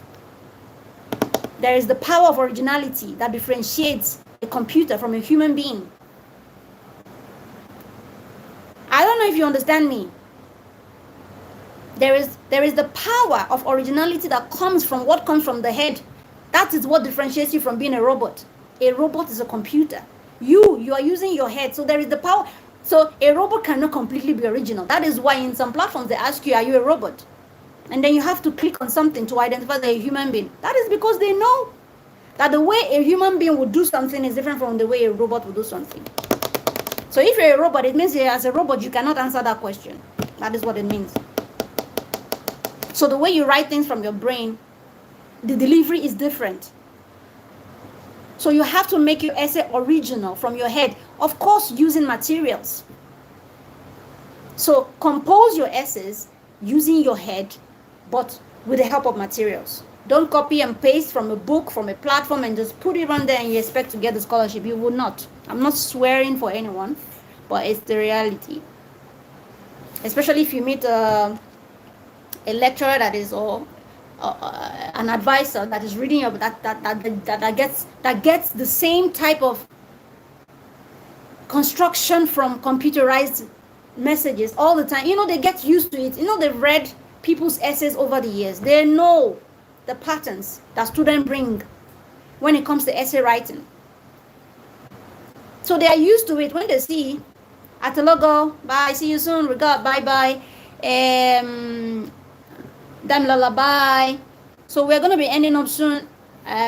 So do you understand me now? I hope I answered your question regarding the scholarship. So if you've written your essay well, and then the next thing you have to pray for now is grace. The grace of God. Because the truth is, a lot of people would also write their essays well. So one thing is to write your essays well. Do not copy and paste. Use your brain to write your essays. That is one point. Second point. After writing your essays well, okay, pray for grace. Because the truth is, other students from all over the world would also write good essays. So now it comes to competition. Who do they choose? So sometimes they might have spaces they want to fill. They might find you qualified, find this person qualified, find another set of people they don't know who to choose. Do you understand? So it is important to first of all write your essays well. Don't forget what I tell you. Write from your head using materials. Don't use materials copying and pasting for your essay. That is a no-no. Now, secondly, when you are sure you wrote your essays well, pray for grace that God should make yours like identifiable enough by grace, not by your power, not by your might, not by for you to be selected. Because the competition is now between you and those other people that wrote their essays well as well. Now, where you will be so lucky is when, maybe, for example, in that school, a lot of students didn't even write their essays well. They shuffled and shuffled, and then you remain the only one that wrote your essays well. Then you don't have to worry. So let's do two things when we are writing our essays. So to get your, remember that these schools have limits in acceptance. So in as much as you write your essays well, even if you write your essays so well, they might have limited space. So that is why I said that is where the grace of God comes in. That is why I said pray for grace. Okay? So two things you need to do: write your essays well out of your head, and then pray for God's grace to shine on your application, and definitely God will see you through. I hope I answered that question very well. What else, Thomas? I think, okay, requirements for visa, it's not difficult. It's mainly your, I'm still answering Thomas's question. It's mainly your admission letter and some other, maybe birth certificate. It's not a difficult process at all. I think Esther can throw more light on this for us. I don't know if she's still there on the platform. So it's not a difficult, you can be rest assured, guaranteed, it's not a difficult process to do. But most importantly, your what is the most important is your what is it called now? Admission letter. Once you get your admission letter, every other requirement is nothing. It's very small, okay? So requirement is not hard, and to fill your form, the process is not difficult. It's not difficult at all. So if you're just joining us, welcome. I see some people are here on the platform, but they are not talking. We've talked about a lot of things way back. If you have your own questions, you can throw it out there. I'm here to answer your questions. Man, I said 1 hour, now it's 1 hour. Later I said 1 hour, it passed 1 hour. Now 1 hour 30 minutes, 1 hour 30 minutes is past now, and then we're going into 2 hours. When it's 2 hours on the dot, we will be calling it a day. So if you have any questions now before I leave in a couple of minutes, please do throw your questions here. So I hope I answered your question, Thomas, Okbey, and me. I hope it is very clear. So there is still time now to go and edit. Okay, the what is it called?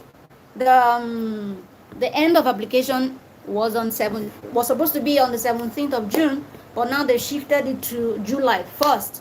So there is still time. Take that essay of yours. If you know that you copied and paste from a platform to another platform, please, I beg you, go and edit. Make it your own original words. You don't need to delete anything. Just go and edit something. And sometimes another way they detect, apart from reading how original it came from a human brain, because you can always differentiate from a computerized message and somebody that wrote something from the head. The way a human being thinks is different from the way a robot or a computer will produce something for you. It's different. If you don't know this, you better know today. There is no matter how smart you are, no matter how smart, the way a human being will pen down things, it will be different from the way you find it on Google. That is computer. Computer is not human being. Human being is not computer. That is why the difference will, I don't know if it's clear for me. If I read your work, I will know a person who copied and pasted and put it there, and a person who took their time to write. Use materials, use things from the computer, use things from the Google, but make sure you are writing things out of your own sense. Okay? Make sure you're writing things out of your brain, like you've read. Okay, the material has told you this is how this what is economics. Okay, economics is da da da da da da da. Okay, in your own words, you write what is economics. That is how to write an essay that will attract somebody, a teacher or a lecturer to read. Somebody like me, if I take your work and the beginning is already telling me it's computer, I would drop it. I will drop it. I will focus on people who I see that it's original. These are the things that lecturers or teachers look at when they are reading people's work. Okay, so these are the things that might qualify you to get the what is it called, the scholarship. So some people might say, oh my god, I wrote it so perfect, my essay was amazing, because they know they copied it computerized, and you know computer structures your work in a, you know, computer is like straight, like they are just like they organize things in a very in a way that there is no mistake. Is it possible that a human being will not make a mistake? So they structure your work so straight, you know, like I don't know how to describe it.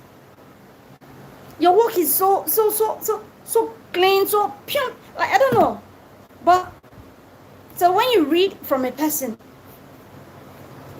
you would know that this person just took it like that and put it there. So if you can even use the same computerized messages to compose your own words with your own brain. For example, if they say, okay,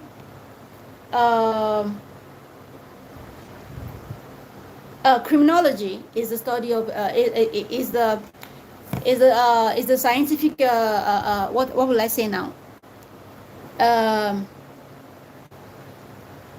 Maybe, for example, criminology is the way you look into crimes, right? Solve crimes, investigate crimes, right? So if the computer is telling me that is the scientific way in which crimes are solved, what am I going to do? I will just take the way it is on the computer. Anyway, you need to have an understanding of what you're even doing, because if you don't understand it, how can you even rephrase it? Rephrase it to be your own word. That is how you take it out of being computerized into human.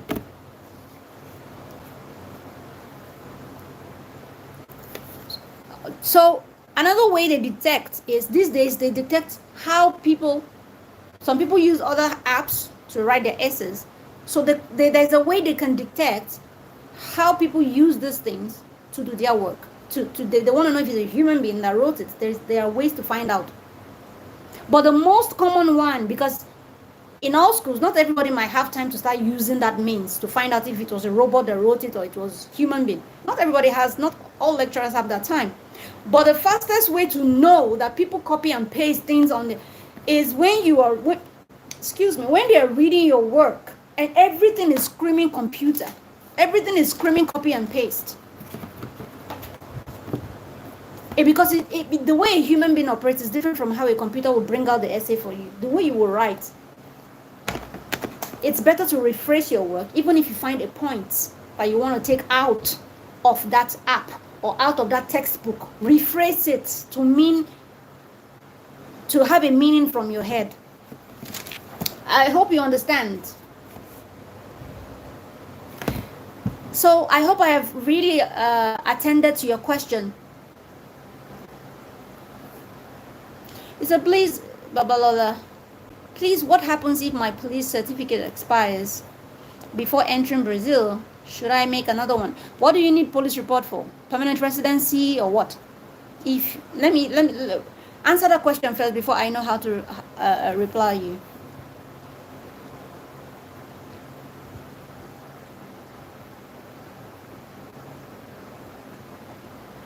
I'm waiting for you to rephrase what you mean. Welcome everyone. I see more people coming. Should I say this is very unfair? Because I planned to spend 1 hour, now it's 2 hours. We've talked about so many things. For those of you that are just joining, you can go back to watch the live stream. There are lots of questions that a lot of reasonable people asked today, and I was able to answer all of them. So it's been fun so far, and it's been very educational, not educative, sorry. It's been very educational, and you might want to know what we've talked about before. Yeah. Just 1 minute, please. Should I go? Should I not go? Let me just stay. Yeah. Okay, let me see. But last, I'm asking for the purpose of registering with the police in Brazil. Is it for student visa? You have to differentiate so I know what you want to use it for. Tepentapa say, yes, you have. Thank you very much. Okay, you're welcome. For the person that asked me about GCUB, I hope I was able to answer your question.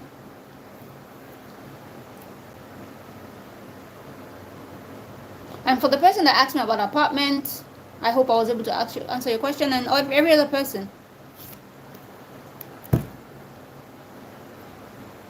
Baba talk, but please tell me, are you using for student visa?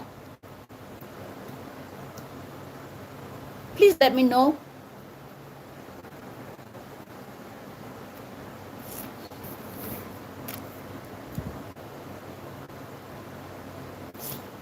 Let me know so I know how to answer your question. Welcome everybody. For those of you that are just joining, thank you so much for joining. Thank you. Yes, you have. No, I thought that. Anyway, let me just explain what I know. If it is for student visa and it's expired, you need to do another one. Okay. If it's, I don't know if it's for student visa, but if you're bringing it here to say, okay, maybe when I get my permanent residency, I will use it. It will expire before that time because you don't even know when you're going to get your permanent residency. Okay. So it is better, but if it's for student visa, better you bring it fresh, like valid, before coming. But if it's for later residency, later you want to get your permanent residency, don't bother yourself now. Just come, get your permanent residency, and get to the time when you want to apply for your permanent residency first before you now apply for the police report from Nigeria. Okay, don't do it now so that it will expire before that time. For your permanent residency, you can actually apply online. I did mine online. Police, oh my God, I cannot believe in my life that the Nigerian police was responding to me like this. I say, yeah. Wow, I wish everything in Nigeria was like this. Another organization that does this is my school, the National Open University. Anything you need, if you mail them, oh my God, the way they will respond to you, you'll be wondering, is this school in Nigeria?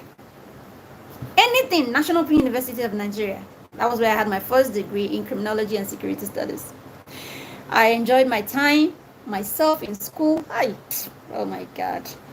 I loved it because it was different from a regular school where you will have to have things to do with your lecturers, and then after reading so much, you want to write it, somebody will be telling you to bring money before you can pass. Excuse me.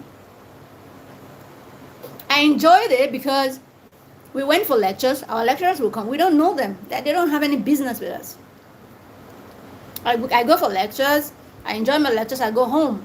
You can decide not to even go for lectures. You can read at home. Read by yourself. Read on your own. And then you do your assignments.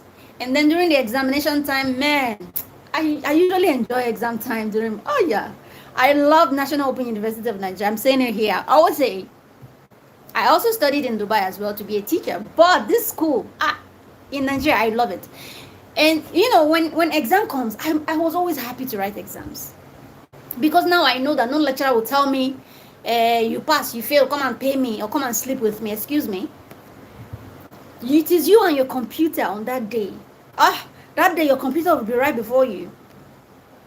Everything, you log in your matriculation number, everything, boom, all the questions come out, you answer your question by the number. Your number 1 is number 20 of the other person, so nobody can stop you to say, hello, what's number 2? No, you cannot even copy. You cannot copy because the number 100 of the other person is your number 8. You can't ask your what is the other person has not gotten to where you are, or has gotten to where you are but are passed. Do you understand? So I enjoyed school, and as soon as you finish your exam, you just call yourself, like, finish, submit, you see your result. Oh my God. As in my head used to burst whenever I remember that school. I used to enjoy doing exams. I would read in school. At home, we would even go, my sisters, my brothers, when we used to go to school then. We will read overnight, we will read and read. And then when it comes to that exam, I'll be so happy because I know that whatever I score is what I will see. Whatever I've done is what it will appear without the bias of any lecturer telling me. You can imagine, recently I saw on Facebook a lecturer in an hotel room with a pregnant woman. Although the pregnant woman set him up, I think he has been disturbing the pregnant woman. Oh my God. I'm like, no, thank God I didn't go through this. So imagine a lot of students that have been frustrated out of school because a lecturer will bother you, will disturb your life. Come and sleep with me. Come and pay money. If you don't pay, I will not score you. And it is very possible that you have intellectually written your exam so well. You pass so well, but because of the stupidity of most of the lecturers in Nigeria, they will tell you to come and pay money for them before they will pass you, or you must sleep with them before they will give you your pass. Meanwhile, you read well, you did your exams well. Thank God I didn't go through that. That is the most beautiful thing I enjoyed about my school. As soon as you're done with your exam there, you submit, boom, your result comes out. On that day, you know whether you fail or you pass. Isn't that beautiful? We paid a lot of money. National Open University is not cheap. It's not cheap, but it's not even as expensive as all these private schools. But at least it's not cheap. It's not cheap. It's more expensive than the regular school. But it's still affordable. A lot of people still go there.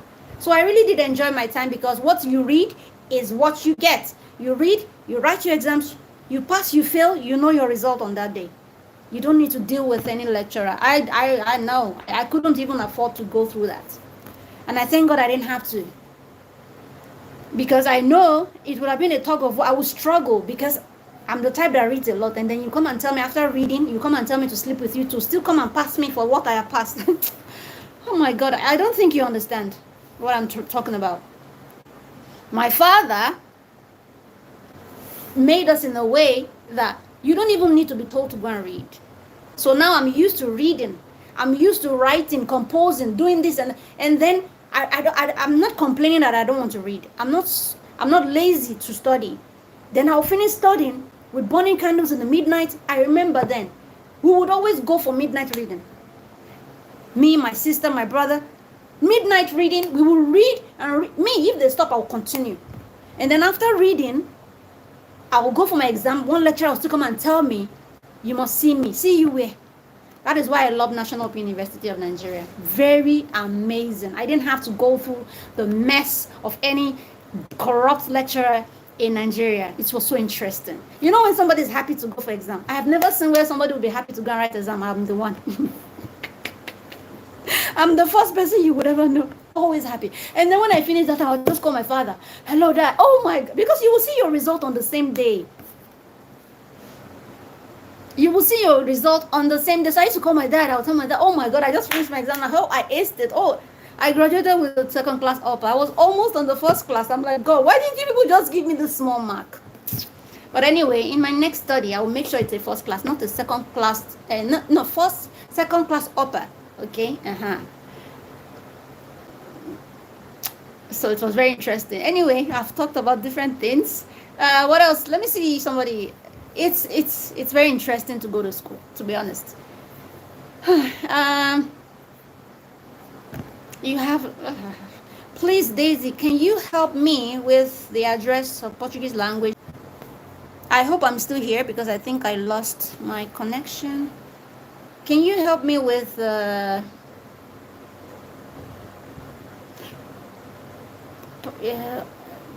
address of Portuguese language school in residential? I'll have to Google this because I don't know this residential Kokai. Except I Google.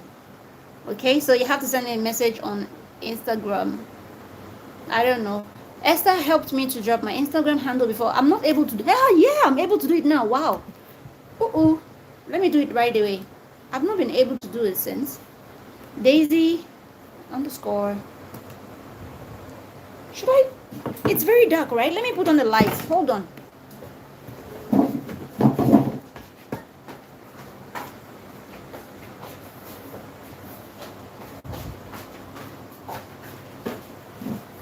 Okay, I'm back. It's almost time to pick my daughter. I'm just gonna see. So let me see. Daisy, send me a message on Instagram.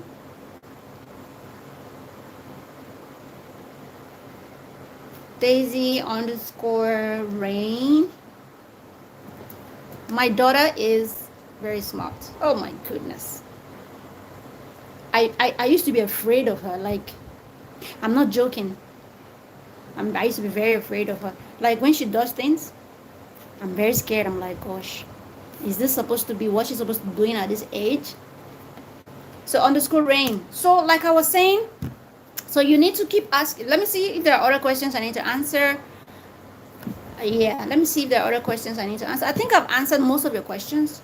So somebody asked, Daisy, you all right? The police character certificate I did when I got my family reunion visa to join my hobby last year. You need to apply for another one, girl.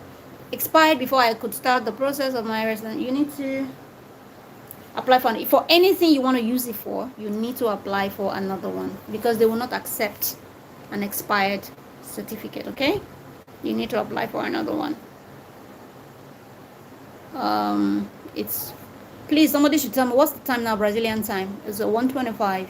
So send for the person who asked for the person who asked for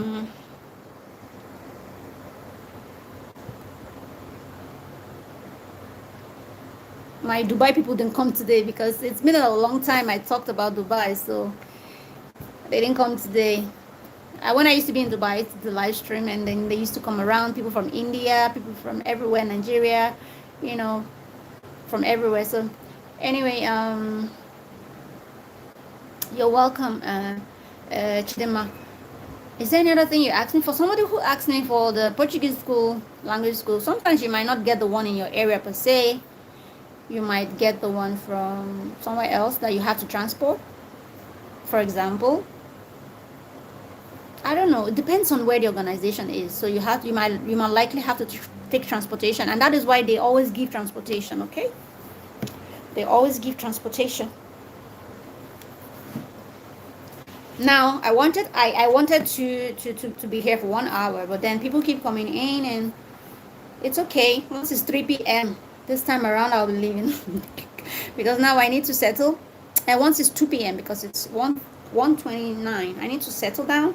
This is Nigerian banana, like I told you. We've talked about a lot of things. For those of you that has not been here, oh my God, I'm just remembering school days. I didn't have friends. Not that I didn't want to make friends, but I'm not the type that goes to parties. I've never been to a party in my life before. No, I've never been to a club before. It's always my father. My father constructed us in a way that everything is about book. Read, and I loved it. It's okay to get a social life. I talk a lot. I communicate a lot. I'm very chitty chatty with people. I'm very social. Of all my siblings, I'm the one that I'm people person. For example, my younger sister can be in the house for someone like me too. I might be in my house for 1 year. I might not go to see any friend. But when it comes to communication or meeting on the road, oh, hello, how are you doing? And and then I strike up a conversation, or then we start talking about, or we become friends somehow. I'm always communicative. Okay, so my father constructed us in a way. Anyway, I want to say thank you to him anyway, because without him, I probably would not be as intellectual as I am today. I'm very grateful for that. But it was very tough. My father is too tough. So I would have loved it to tone down a little bit. Like, he's a very hard man. Like, do this and do it like that. I will raise my children the same way he raised me, to know how to read, to know how to write exams, to always study, to read anything. But I will not make it in a way that my child gets frustrated. Because if you're the type of child that does not want to study, or you can go mad. You can, and no social life. And when I was growing up, my father would not let us go out, and then nobody comes to visit us. It was too military-like. But I'm grateful. I'm very grateful. I'm not complaining. But if I'm to raise my child the same way, I will tone it down a little bit. There are some things that were too tough that I will not do on my child. But when it comes to the way my father raised us to read, to know the essence of studying, exams, going to school, I will raise my child the same way. But in the process of delivering this understanding to my child, I will not be like tough the way my father was. Yeah, but I'm grateful to him. And may God bless him.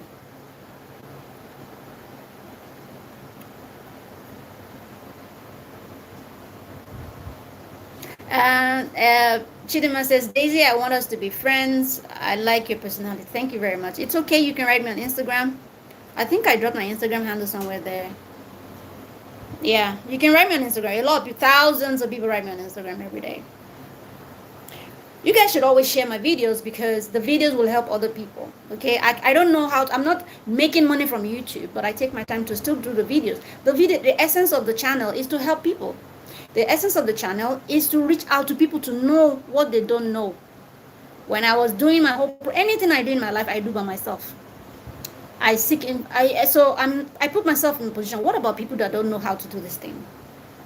So that is why no matter how sick I am, how tired, I would always find time. Even if the video is in the bad condition, I will still do it like that. Just the most important thing is to hear the information, not the person that you're seeing. Most of the time, I am always sick. Even as I sit here right now, I'm not feeling well. My tummy is paining me. Everything is wrong with me, but I'm still here. And I'm happy. It's okay because that is what even fuels my life. That is what gives me joy. That is what keeps my life going. The fact that I'm able to reach out to people, help them with whatever they need is what keeps me going, no matter how. I don't care how I am. Anyway, so I don't know. I wish my father was watching this right now. I would have loved to say thank you, Papa. I say it to him anyway. It's not like I don't say it, but now that I'm remembering how we grew up, even my mom. Thank you, Mom. I don't want to be emotional because my mom is gone.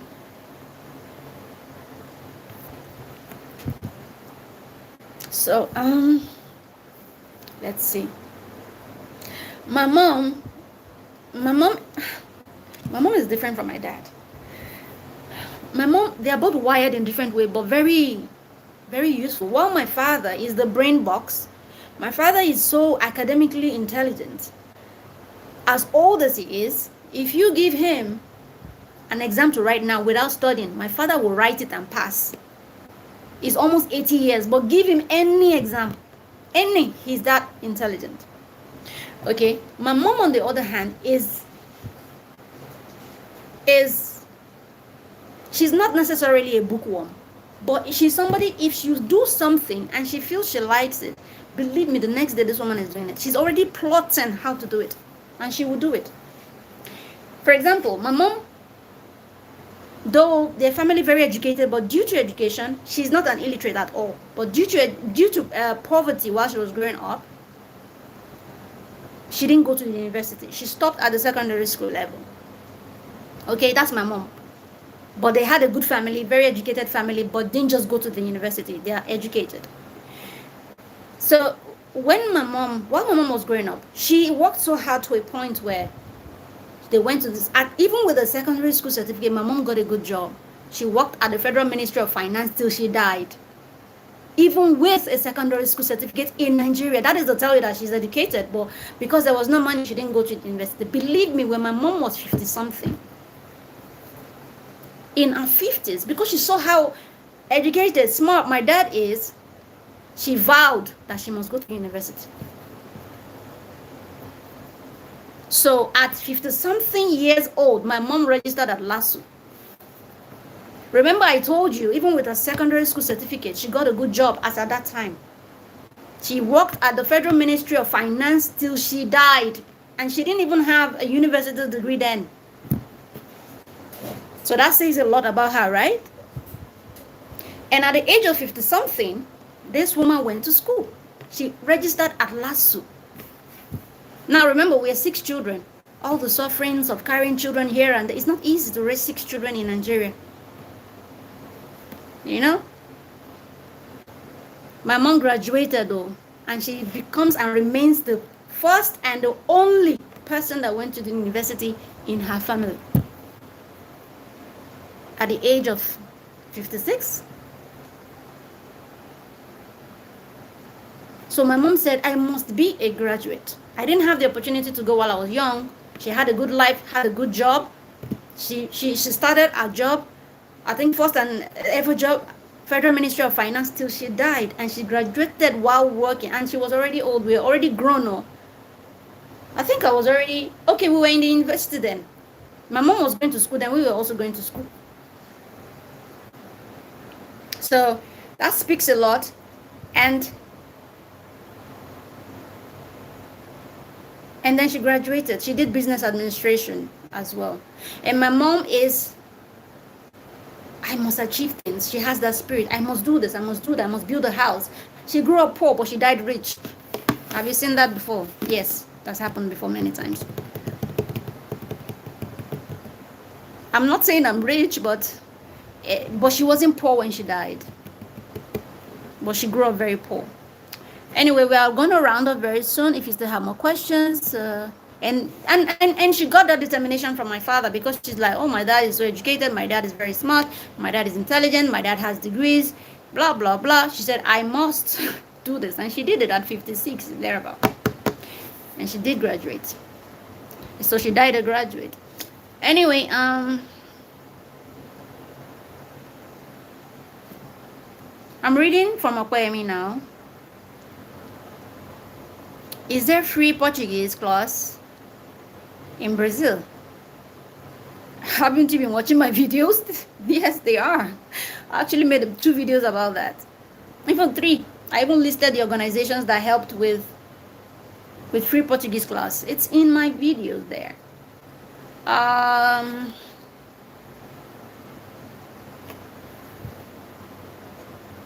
Is there free Portuguese class in Brazil? Of course. Do I need the 6 months Portuguese class in Nigeria before? No. Please go and watch videos. From the question this person is asking, I don't think you've been watching any of my videos regarding all these questions. They are all there. The video that I made about GCUB, it's there. I mentioned all that you need to do. I even made a video talking about how you can write your essays. Go check, please. And you don't need any 6 months whatever to write any GCUB something.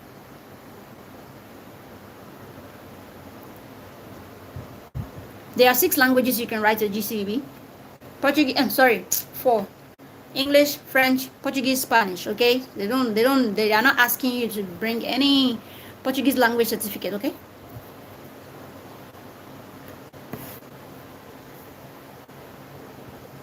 J Lifestyle says, hello Daisy, wrote you on Instagram, but haven't got, I'm on live. How can I write you back when I'm on live? I'll write you back. I don't have my phone, see? I'm using my phone to, excuse me, I'm using my phone to talk to you, so there's no way I can check my Instagram now. Okay, so I think it's okay now. I think we've done a lot now. Are there any more questions before I leave? Because I'm about to go.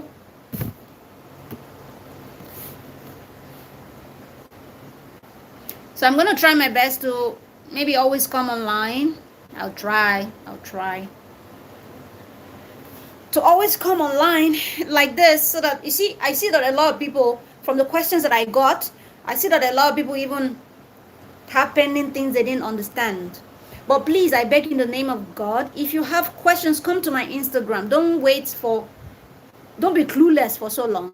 Come to my Instagram, send me a message, I will reply you. People come on a daily basis to my Instagram and I do respond.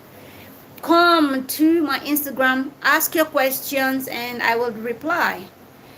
But if you want to wait for live streams like this, I will try my best. I don't know if I should come every week to do this or just maybe every 2 weeks, so that I see that some people were really clueless about some things.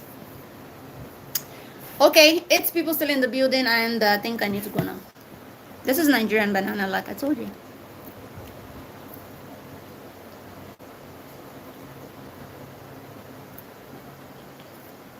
Ciao. Ciao, ciao, bye-bye. I'll be leaving very soon. I'm waiting to see if there is 1 or more 2 questions before I go.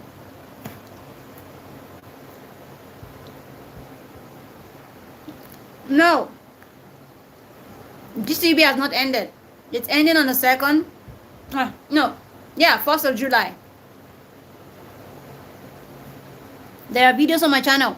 Is this your first time joining? Is this your first time seeing my channel?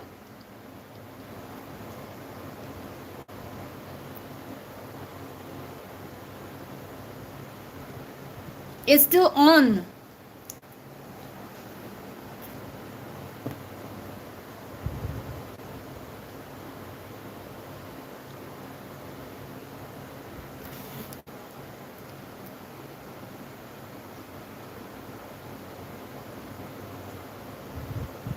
Thank you so much, Esther. Thank you. Thank you for shedding more light on that. Thank you so much. I don't know. I don't know if Oladile is still here.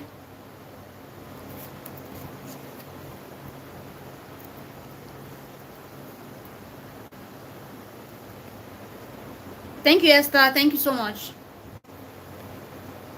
Please, J Lifestyle, go on my videos. I beg you, if you want to apply for GCUB, I have information there that can guide you. I have even taken my time to explain how you can write your essays. I have the video there. Go now before July 1st. Try to follow the instructions on the GCUB platform, and then start writing your essays. I don't know if you were here when I was talking about how to write your essays and how to make sure that your essays are written out of brain using materials and not copied and paste computerized message. Okay, I don't know if you were here then. Esther says, for example, economics degree is 5,000 reals for 24 months.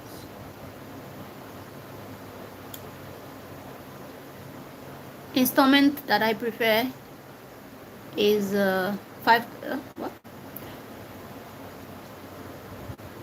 Installment that I prefer, okay. 5 divided by 24 equals, okay, so monthly you will now pay 208 every, okay, now I get it. Although I know anyway, but for the person who asked the question, that's a very clear, beautiful answer. Thank you so much, Esther. I think I said you could be the one to help us here, but I think you didn't hear me.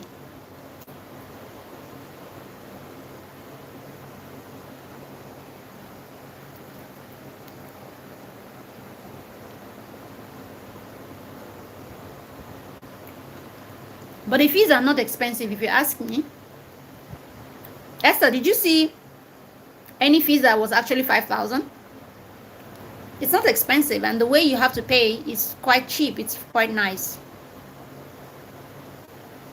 Okay, thank you so much. Thank you. I just hope he's still here to see the answer. Hello, Greeny Sprout. How are you? List of private universities. Please message me on Instagram because I don't know them off heart right now. But I know them, but I can't say them well. So message me on Instagram.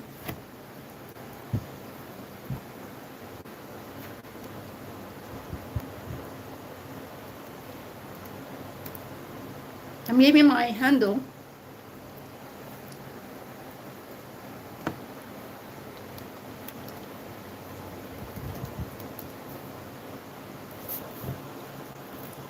Message me on Instagram and I send to you, okay? So Esther has told us how the private thing is. Esther, please, did you actually see a school that is 5,000? I want to know if the prices are like that. Or is it just an example?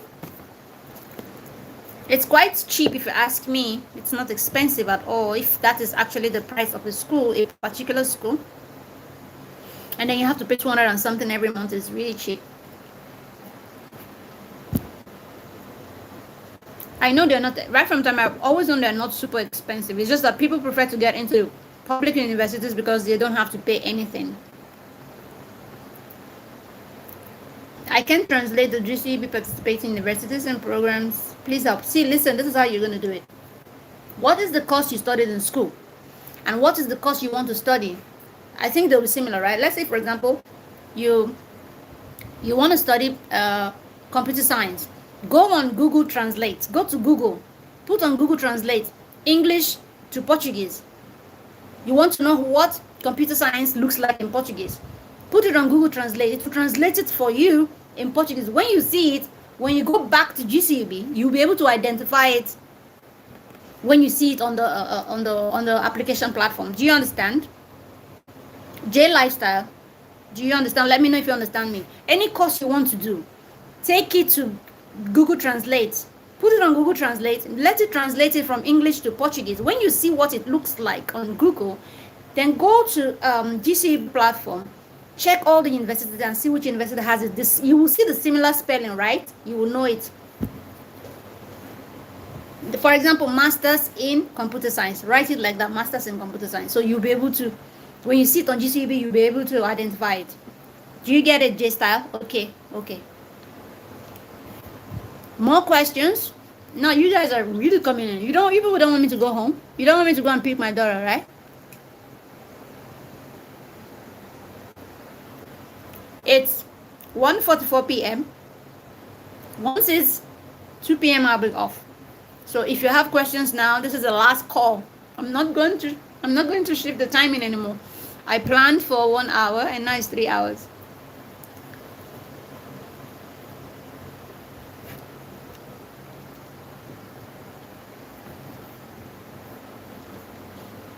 So Green Mambology says Brazil private universities will show all fees. Okay, when you're signing up. Okay, you may also get discounts. Yes, I know about that. I know about that very well. In the most private universities, yes, they do that. Yes, I used to tell people private universities in Brazil are not expensive. I don't know why people don't want to consider it, and a lot of people don't even, international students don't come here through private. They just want to go public because yeah, they don't pay nothing, right? But even the private is not so expensive. It's not even expensive if you ask me.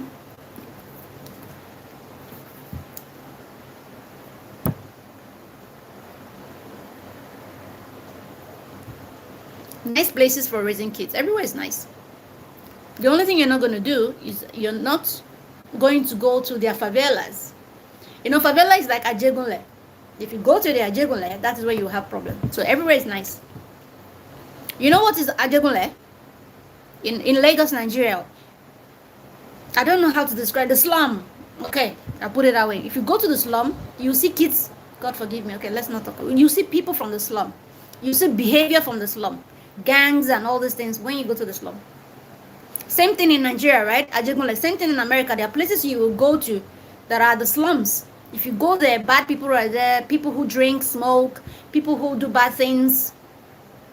But when you go to the city, you go to normal places. Everywhere is okay. So these slums are everywhere in any country, okay?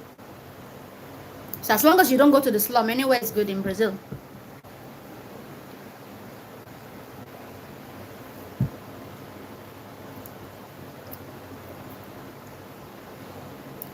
Esther says, yes, the private universities are not expensive. I gave 5,000 reals divided by 24 months as an example. Okay. Well, yeah, definitely. But they are not expensive at all. They are quite cheap they are quite cheap. To me, compared to America, Canada, that is overrated. I love Brazil. Oh, God. The only thing killing Brazil is the people don't want to go to school. A lot of them. Assuming school is free. Everything is free. They have a good life. But especially the black and the brown Brazilians, they don't want to go to school. So because of the level of which a lot of them don't go to school, a lot of things are underdeveloped.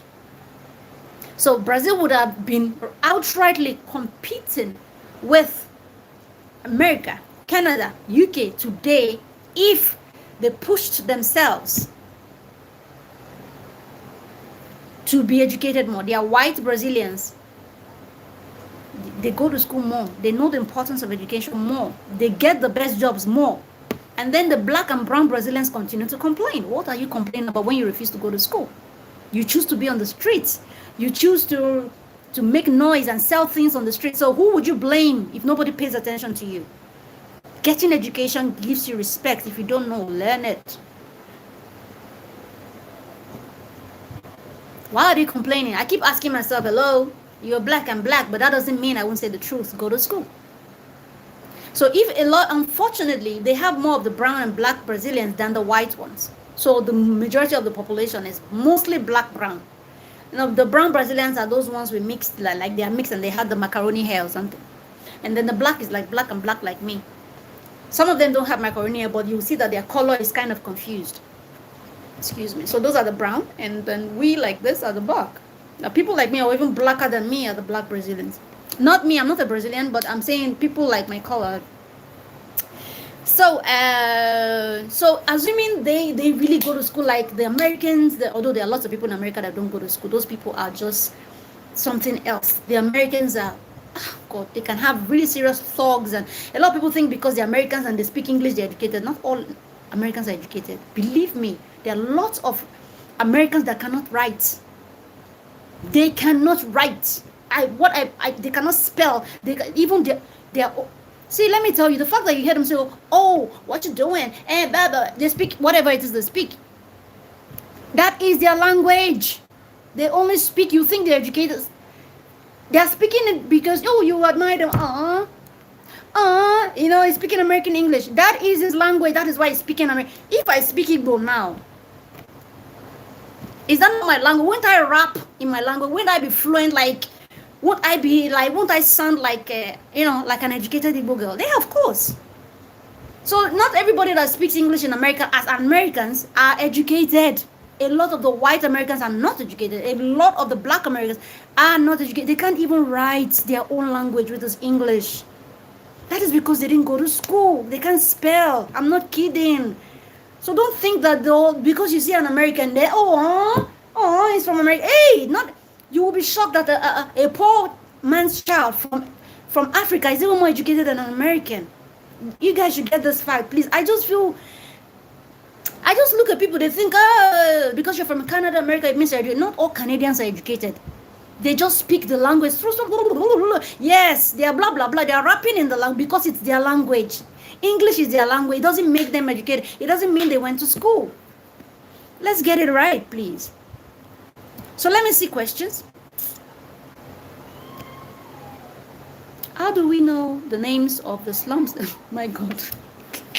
I'm sorry, your question is funny. You don't need to know the names of the slums because the slums are not usually, I don't know. They are somewhere that even me, I don't know. Because once you land a city, you will follow the route of the city now. You don't need to be looking for the slum because the slum is not something you just come into a country and then you be seeing slum. No. Even in Nigeria, when you land Nigeria, as crooked and as nonsensical as the whole environment is in Nigeria, you cannot just get to the airport and start seeing Ajegunle at the corner. No. So you can see them. Just rent a house where it's comfortable and nice for you. Thank you for the questions anyway. It's bringing more enlightenment. Thank you. We've answered a lot of questions. We talked about food. Hey, I talked about Brazilian food. I talked about how we have similar food in Brazil and how we have the same thing we have in Brazil in Nigeria as well. We have akaraje. I don't know, Esther, if you were here when I was describing what akaraje means. Okay, I talked about them having fantastic palm oil, just like the ones you will get in the inner villages of Nigeria. I talked about how they have gari, they have their own gari, and I talked gari for drinking and the one that you can use for eba. And these things, I told you that all this culture was brought from Africa.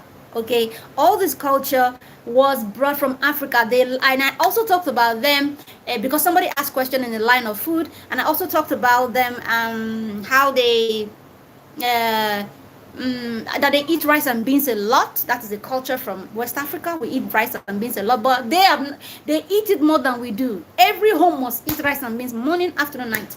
It is frustrating for me, in my opinion, but that is their way of life, and we cannot judge them for that. So I talked about similar cultures. I talked about how they have African attires here. That is their culture now, but that was, of course, imported from West Africa, especially Nigeria. Some of them worship Shango, Ogun, and all these things. They have shops that sell African attires, beads, caps, all these things from Africa. Brazil is Africa, Africa is Brazil, to be honest with you. The only difference is that they have more advanced way of doing things than Nigeria.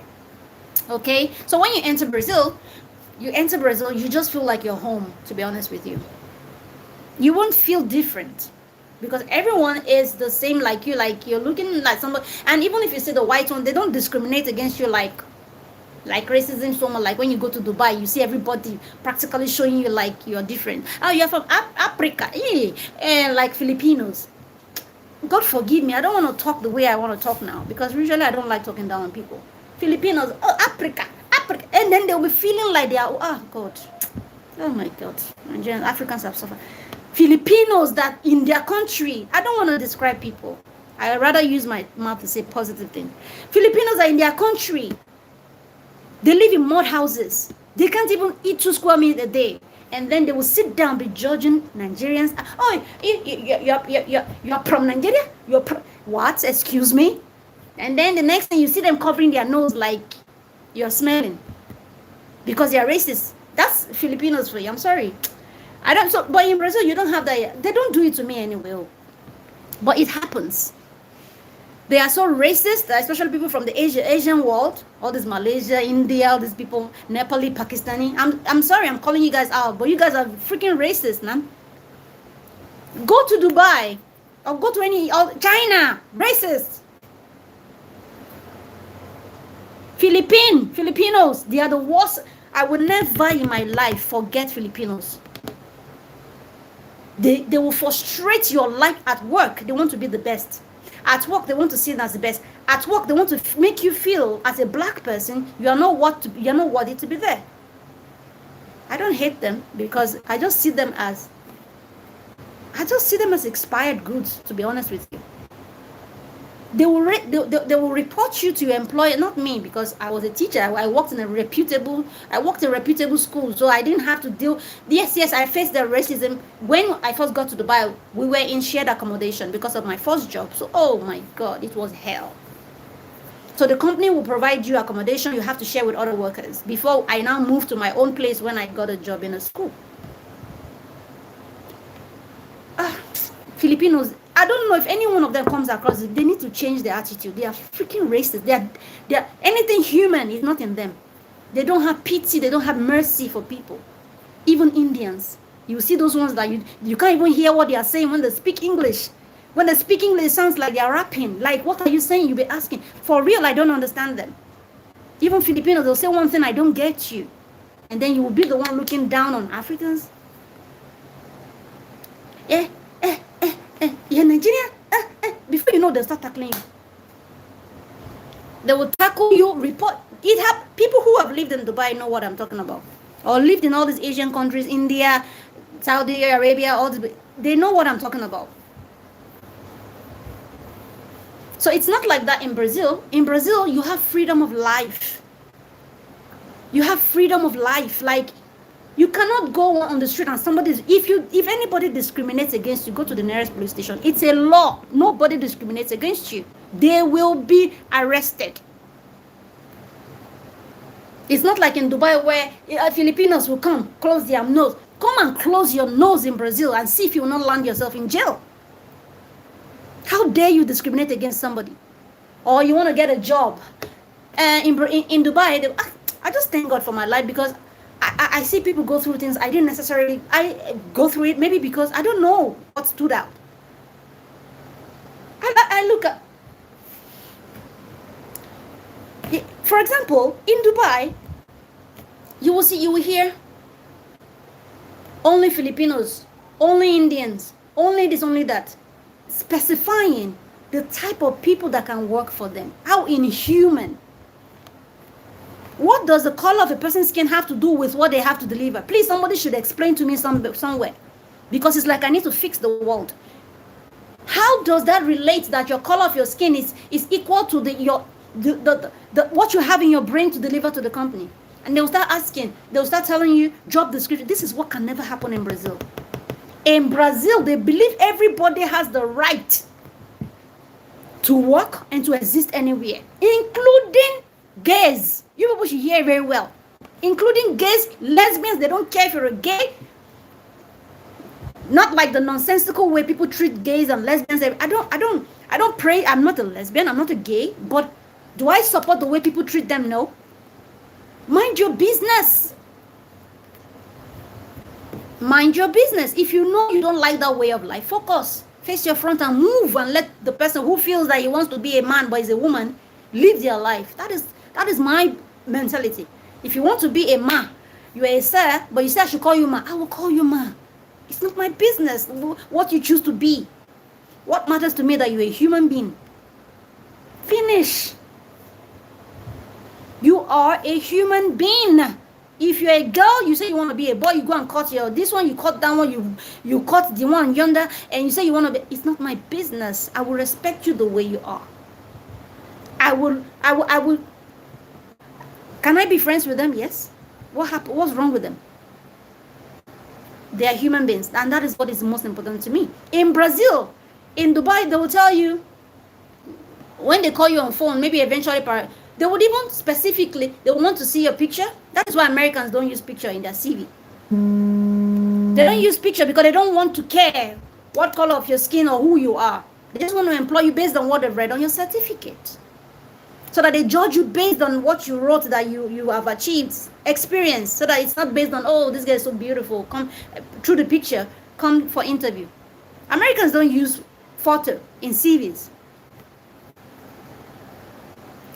Like in Dubai, after they see your picture, you're African or you're from anywhere, Nigeria, finish. They might not even call you. But I was lucky. I will not lie.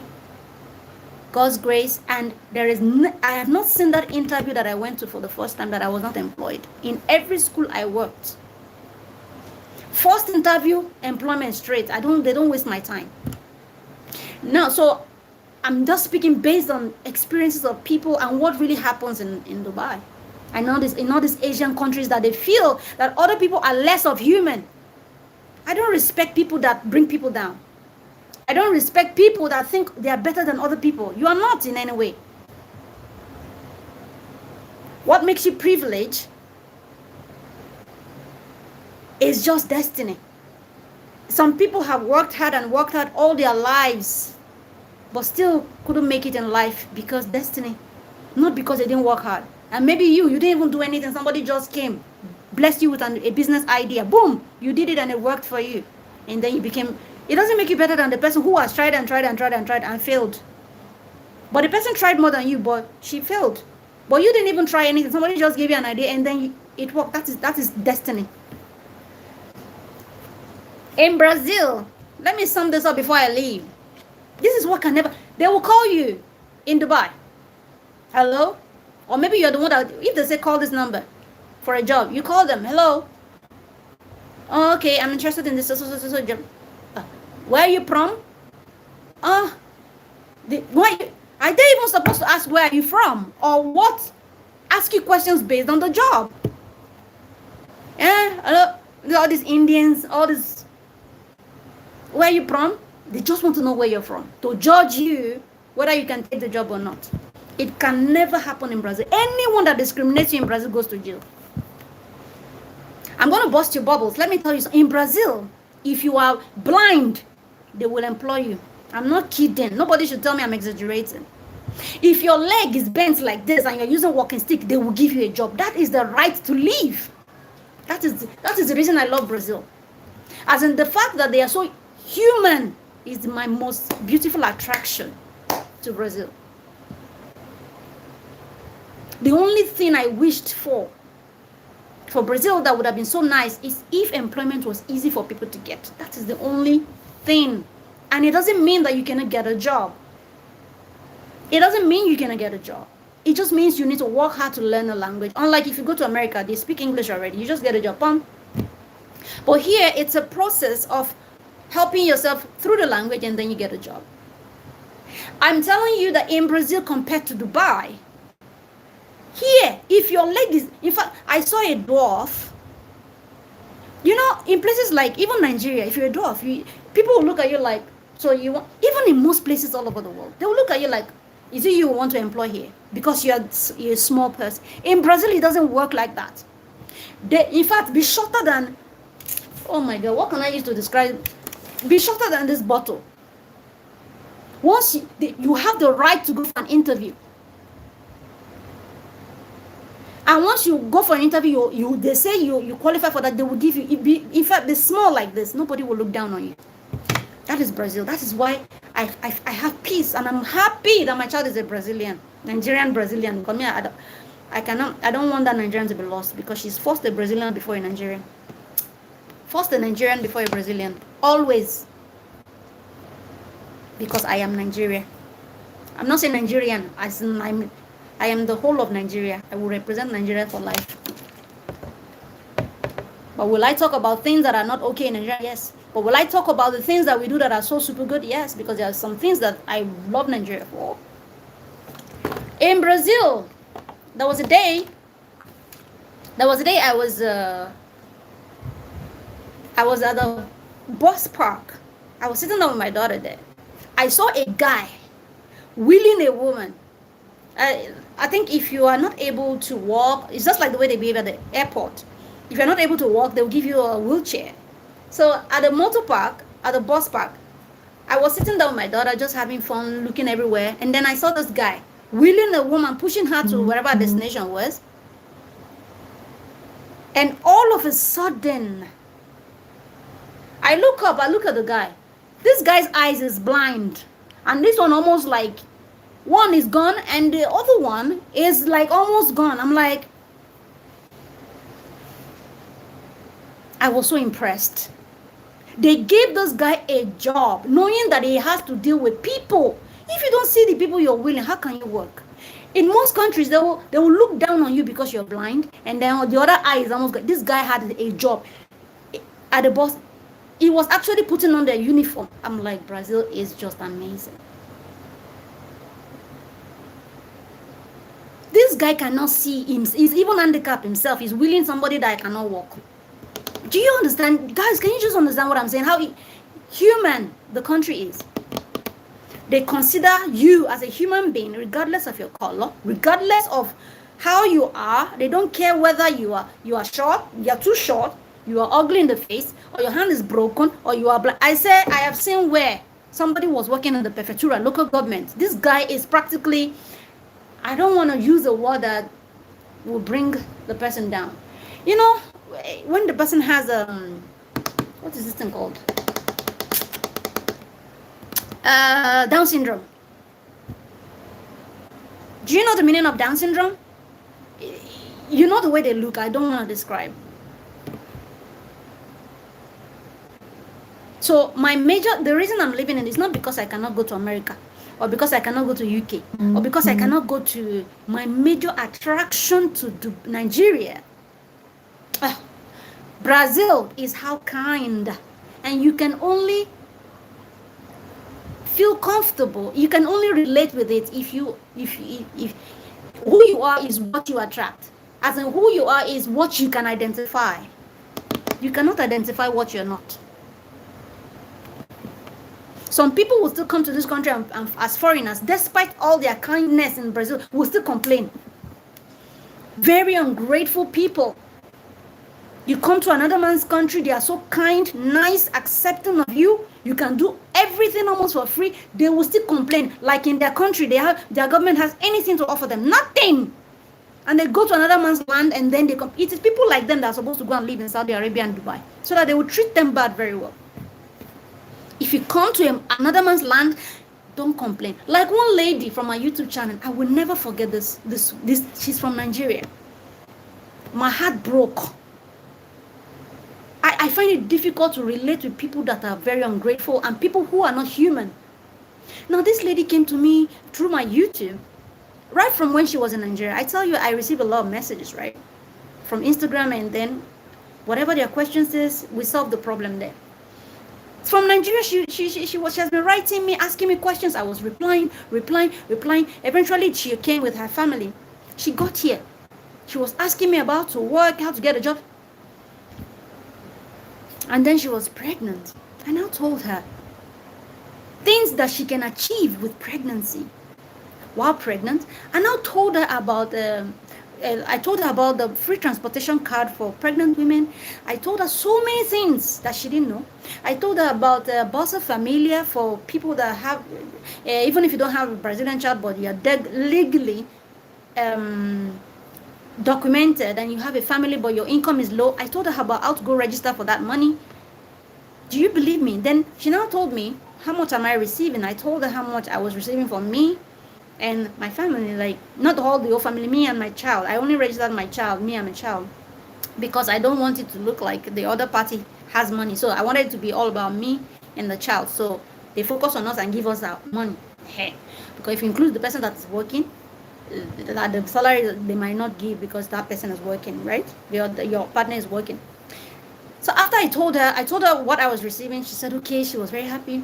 So based on that, I told her where to go register for the money, and I told her how to apply for it. And then when she went there, she applied, and then now she forgot about, they forgot. And one day she came back to me. I'm like, what about that Bolsa you applied for? That she was complaining, no job, and her husband is trying to look for a job. I'm like, what about Bolsa? Bolsa Familia, money for families that are low income. Go there, go check. It might be ripe by now. So she went. So when she went, the next thing I just saw a message on Instagram. Oh, I thought this money was going to be so amount. My head was blocked. I ran mad. I thought the money, from the money she was not telling me, from the money you told me that you received for 2 people, she has counted that money per head. And these are people that are not Brazilian. They don't even have permanent residency. It's still asylum. You're comparing yourself with me that has a Brazilian child. And you that you're a permanent resident, they still gave you something. You're coming fresh from Nigeria. You're full. I wanted to say, okay, let me use nonsensical country that does not care about you. You come to another man's country as people that are not even permanent residents. You are still on, they have mercy on you. They gave you asylum without stress. They gave you temporary residency without stress. You are not grateful. Oh my God. I find it difficult to operate with people that are very ungrateful. People that are not kind. I find it difficult. Now you come. They gave you asylum. Easy, busy asylum to stay here temporarily till they make a decision. Now you went with your family to apply for Bolsa money for low-income family. They gave you. And you came back to me to say because the money is not up to the money I get.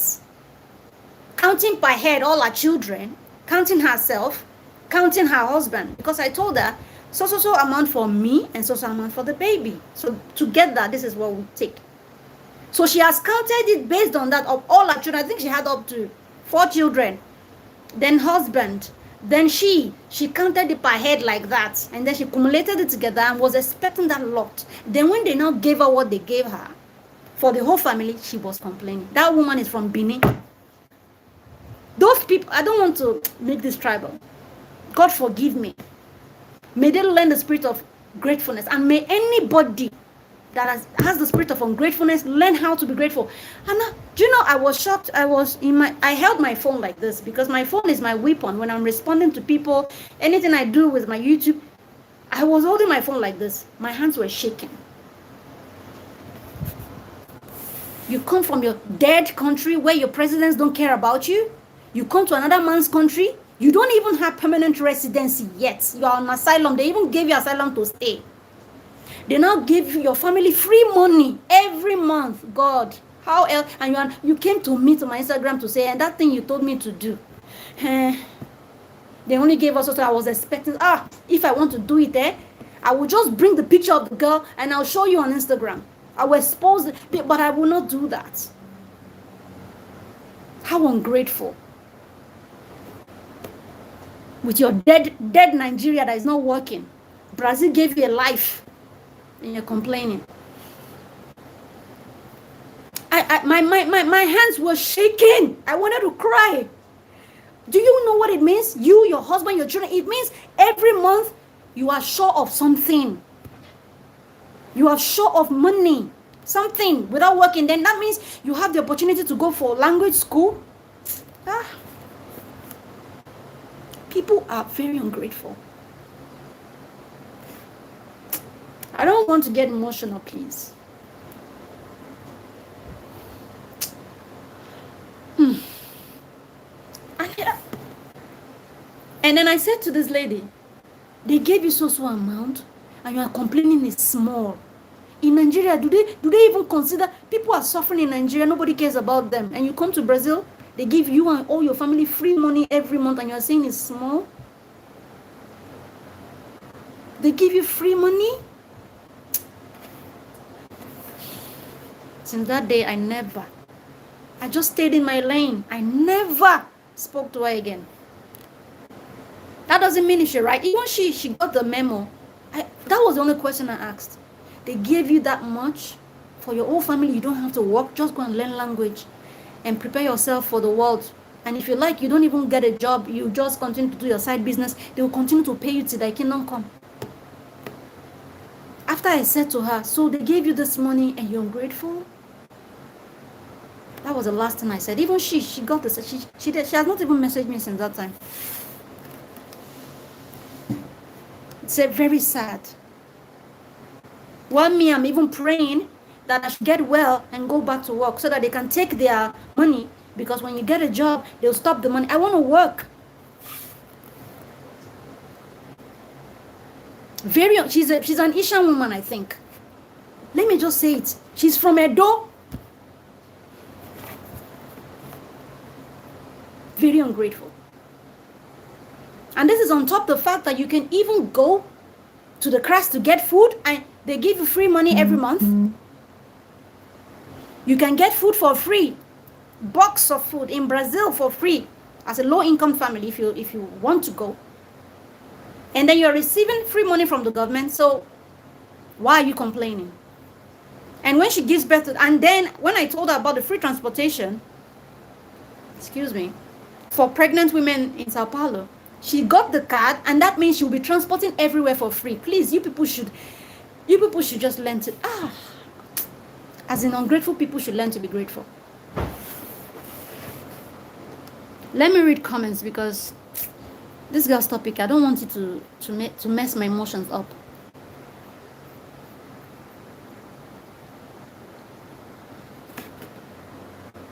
I'm trying to see where I stopped actually.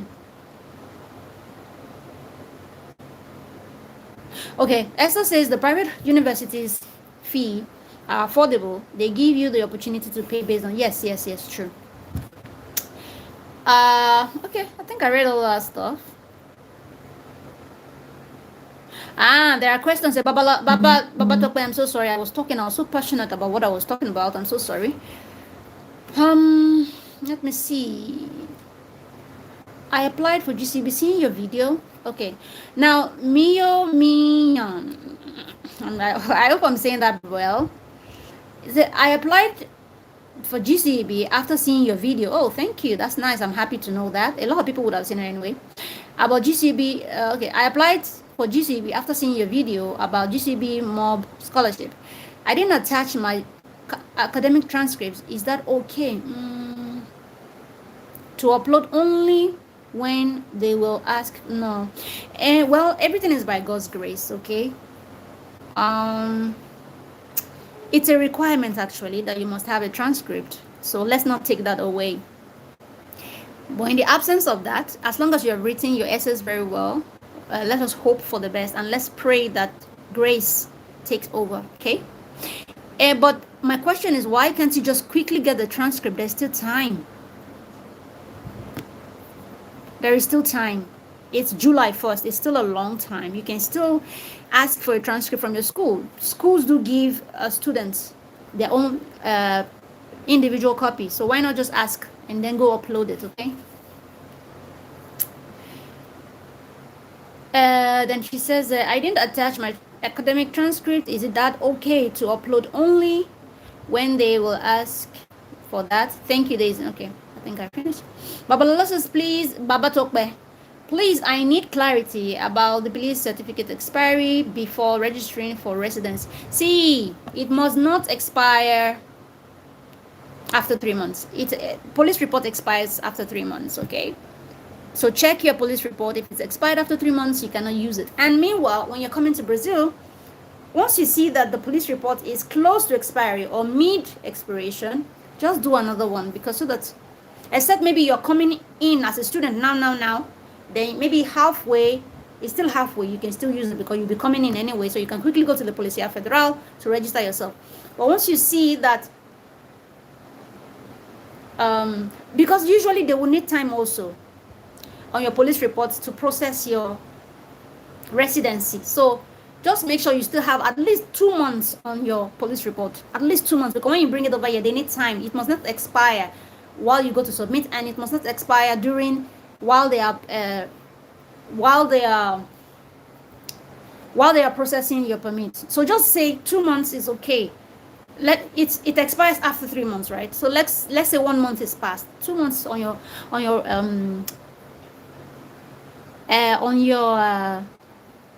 on your residence, on your police report is good.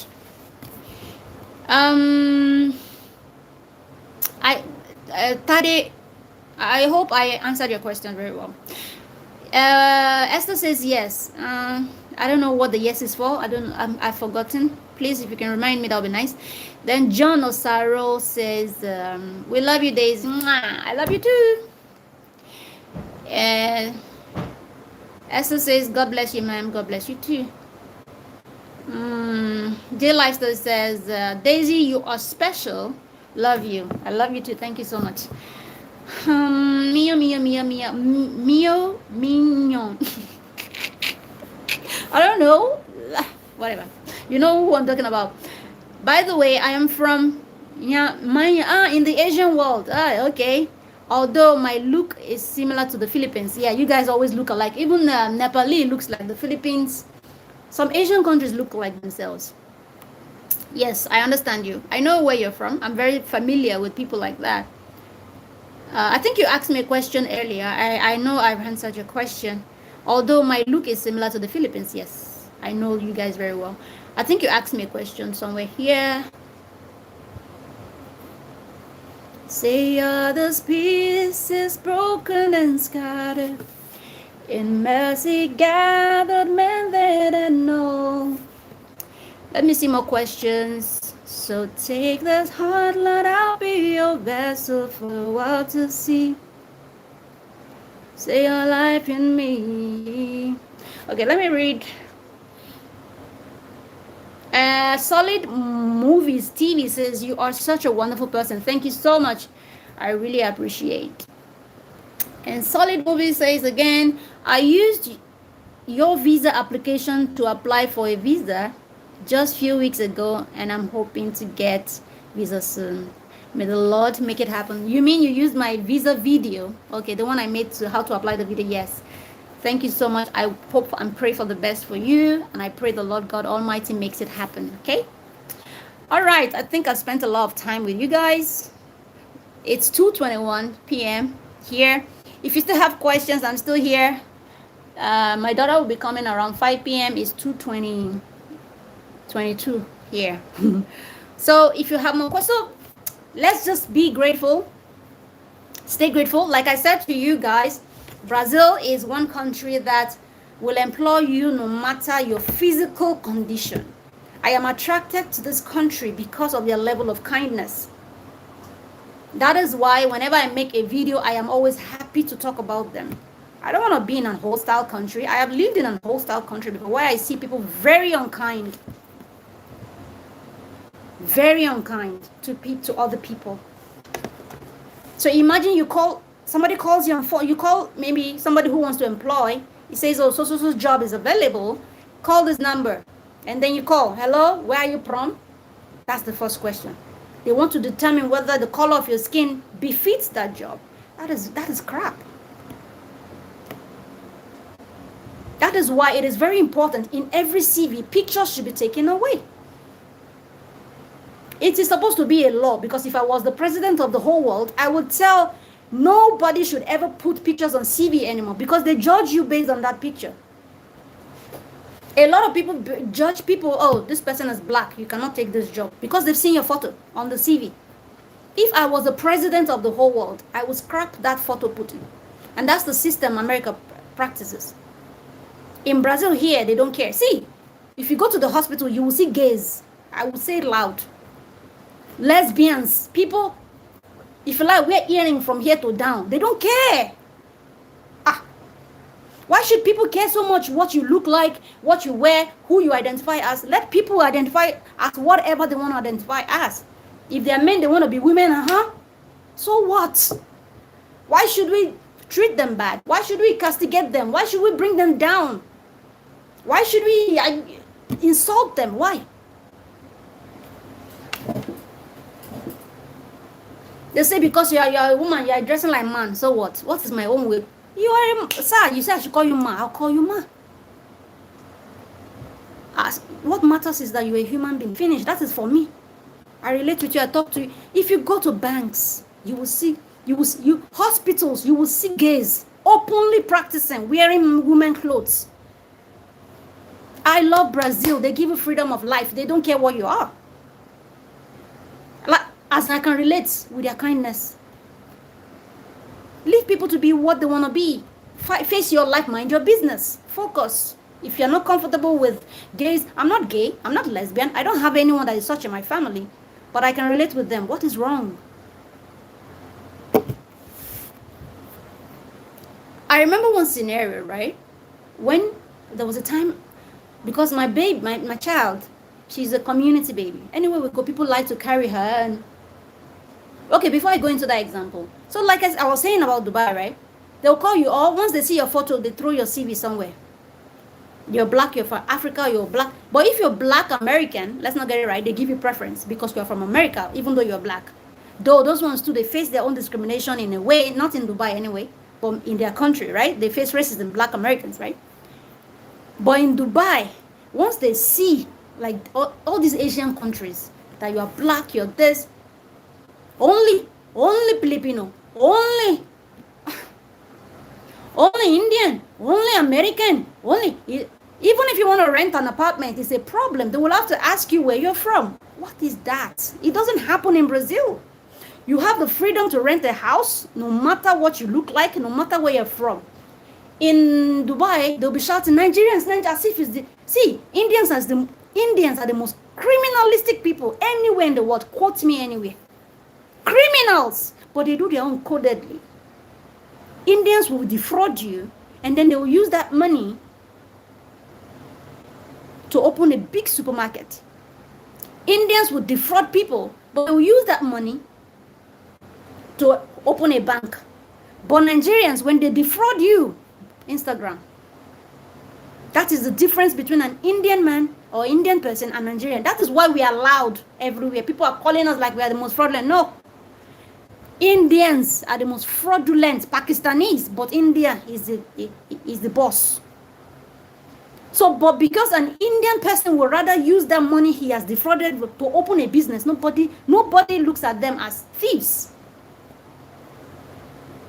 But we are the cause of our problem, right? When we make money, you defraud people, you go and be lauding yourself. And then people don't know you people as criminals. And then they treat you with that eye everywhere we go. Everywhere you go.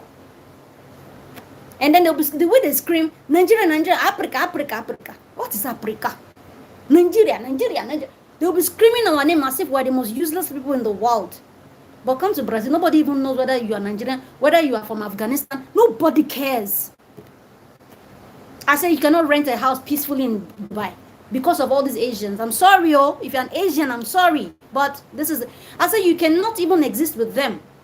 If you share an apartment with them, you're in problem. Especially Filipinos. Indians too. But Filipino, they are the worst races you can... I caught car for those people. But go and look at their country. They even live worse than Africans. They live in the most useless, worst mud houses you can ever see. But they are the ones that will come and look at you down.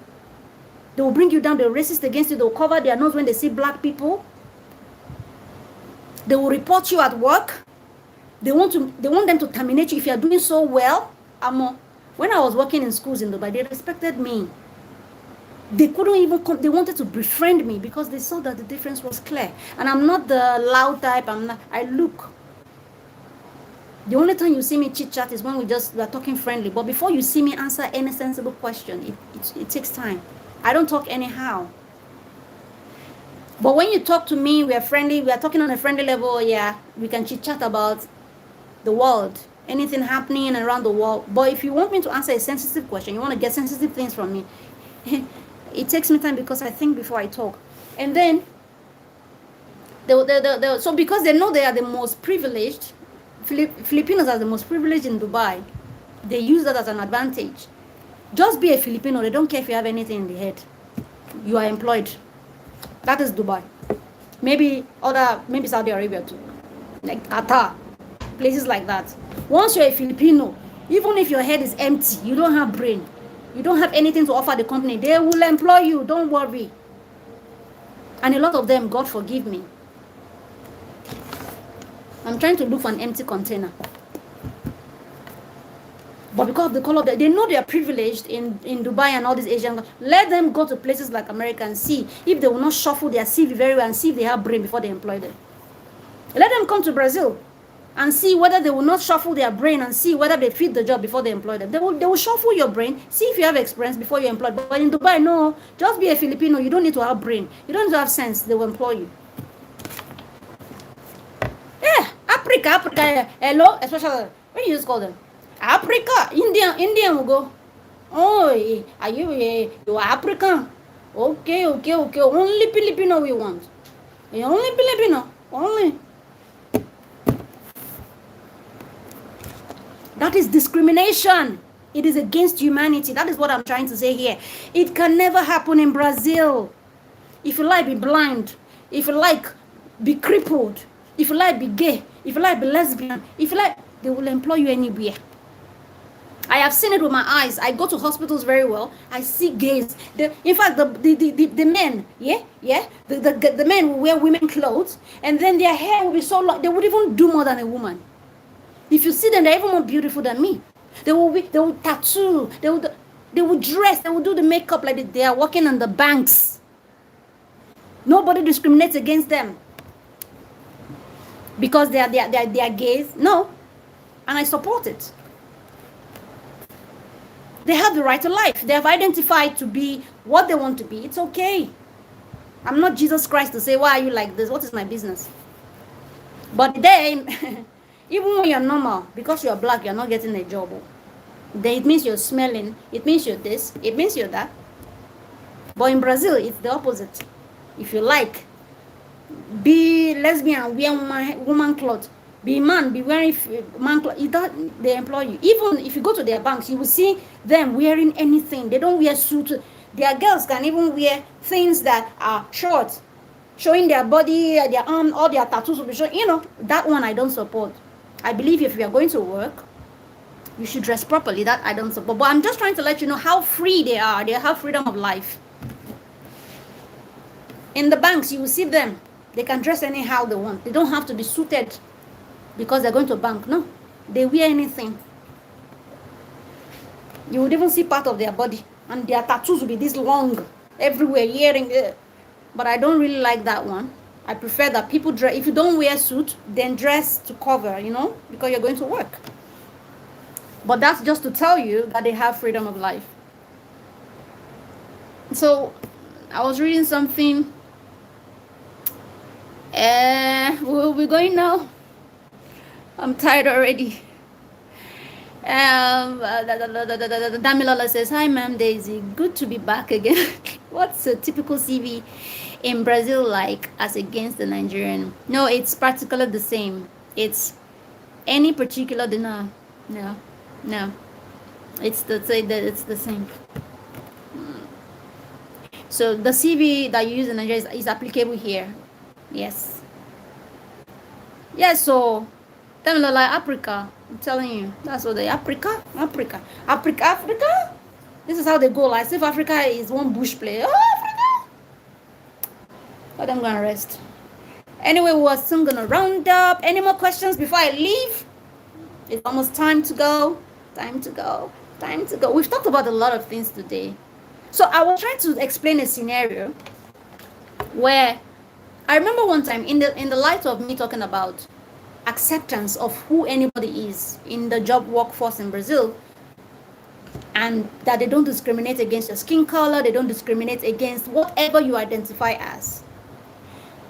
I remember one time, my baby, I was in a gathering full of Brazilians. They always like to play with my baby because she's always raising her hands up for anyone to carry her. But when she gets inside, she disturbs me. So I was there and people were playing with my baby. This particular gay was also always plays with my baby, but from a distance. He would do from a distance, right?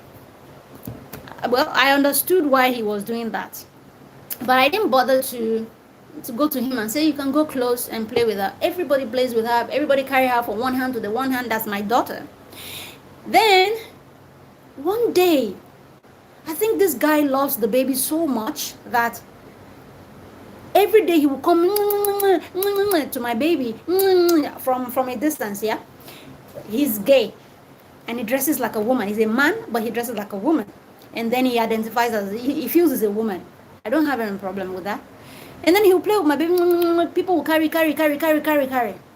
Then one day I just saw that he was playing with her from afar. Then he came to me. I was even watching something, and then he came to me. He tapped me. I looked at him. He now said to me, "Can I please carry your baby?" Oh, I felt very bad. I felt very bad. You know why I felt bad?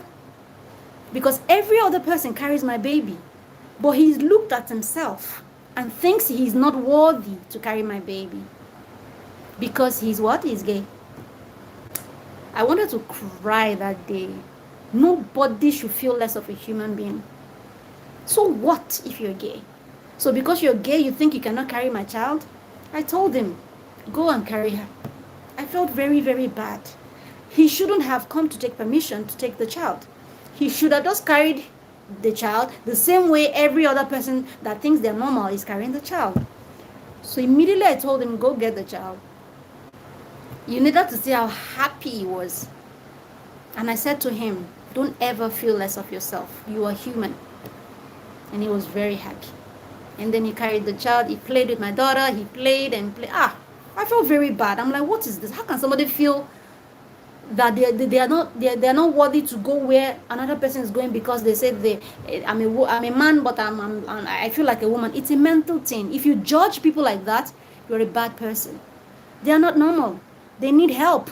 So the moment you realize that these people that are gays, lesbians, they are not mentally okay. I'm not saying they are mad people, but men, for you to be a woman and you are feeling in your body like you're a man, there is something that needs to be worked on. So the moment you know that these people are different upstairs, then you will not discriminate against them anymore. Nobody, no matter what anybody chooses to be, you're a woman, you want to be a man, you're a man, leave them alone. If you don't want to support them, don't talk against them. You can keep your opinion to yourself, but don't bring them down. You don't know. Just imagine somebody can feel that he cannot carry my child when everybody is carrying my daughter. But because of the way he is, he's feeling like I cannot touch this baby. I can only play from afar. Maybe the mother will not let me. No, I told him don't do that. Go carry the child. You're a human being. I felt very bad and I didn't like it. So I told him don't ever feel less of yourself. So tomorrow night, if I start feeling in my head, oh God, I'm feeling like a man and I go and I will not expect anyone to treat me bad because in my head, that is what I'm feeling. It's a mental thing. It's not deliberate. Let us get it right. Those people that feel that way, it's not somebody like Bob Risky. You people think that guy is normal. He's not normal. Oh, I'm using it to do business. Somebody that wishes to carry pregnancy. You guys should know. Even the way he talks, want to see his voice? He talks like a woman. It's a mental thing. He needs help. So instead of looking down on them, bringing them down, either you pray for them or you wish them well. But don't discriminate against them. Don't talk down on them. Don't say, look at this one, is a man, he's behaving like a woman, I hate him. Some people will even go as far as using the word hate to describe somebody. Oh my God.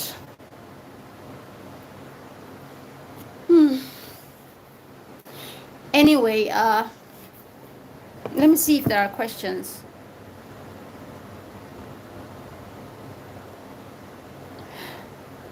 Damlola says, hi Daisy. Okay, I think I answered that question already. Yeah, I've answered all your questions. So I think people are just listening to me now, not necessarily asking any more questions. So we will be leaving very soon. I've said that since 1 hour ago. Yes. So any more questions before we round it up? So let's be human. So that is why you see people complain. Let me say this last thing before I go. That's why you see people complain a lot that they're not getting jobs in Dubai, especially people from Africa, because they're discriminating against them. They're bringing them down. They're thinking because of their skin color, they are not worthy of any job,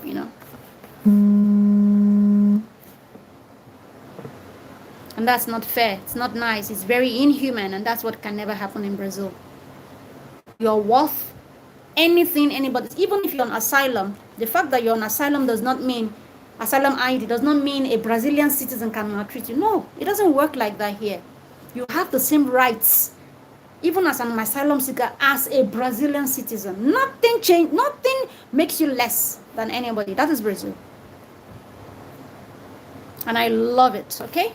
I really do love it. Anyway, everybody, thank you so much for watching. I'm taking my leave now.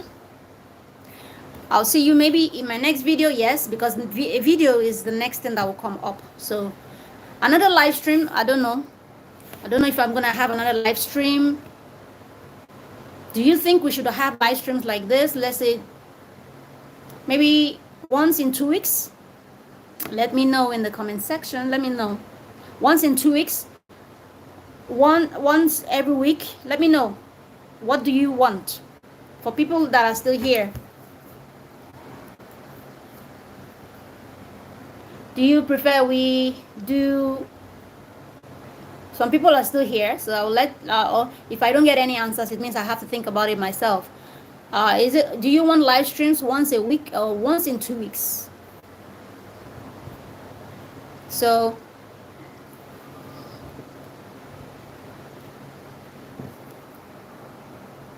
say all this pieces broken and scarred, in mercy gathered, mended and know.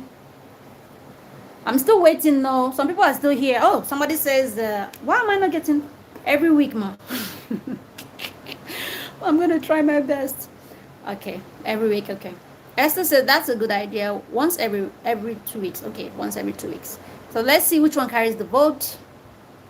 I think I don't know. I'm gonna decide later. I think once every 3 makes sense, so that everybody would have gathered enough questions. Okay. So what else does anyone suggest again? I think there are a couple of people here. So take this heart, Lord, I'll be your vessel for the world to see your life in me. I think, okay. Chidima says, I think once in 2 weeks, okay.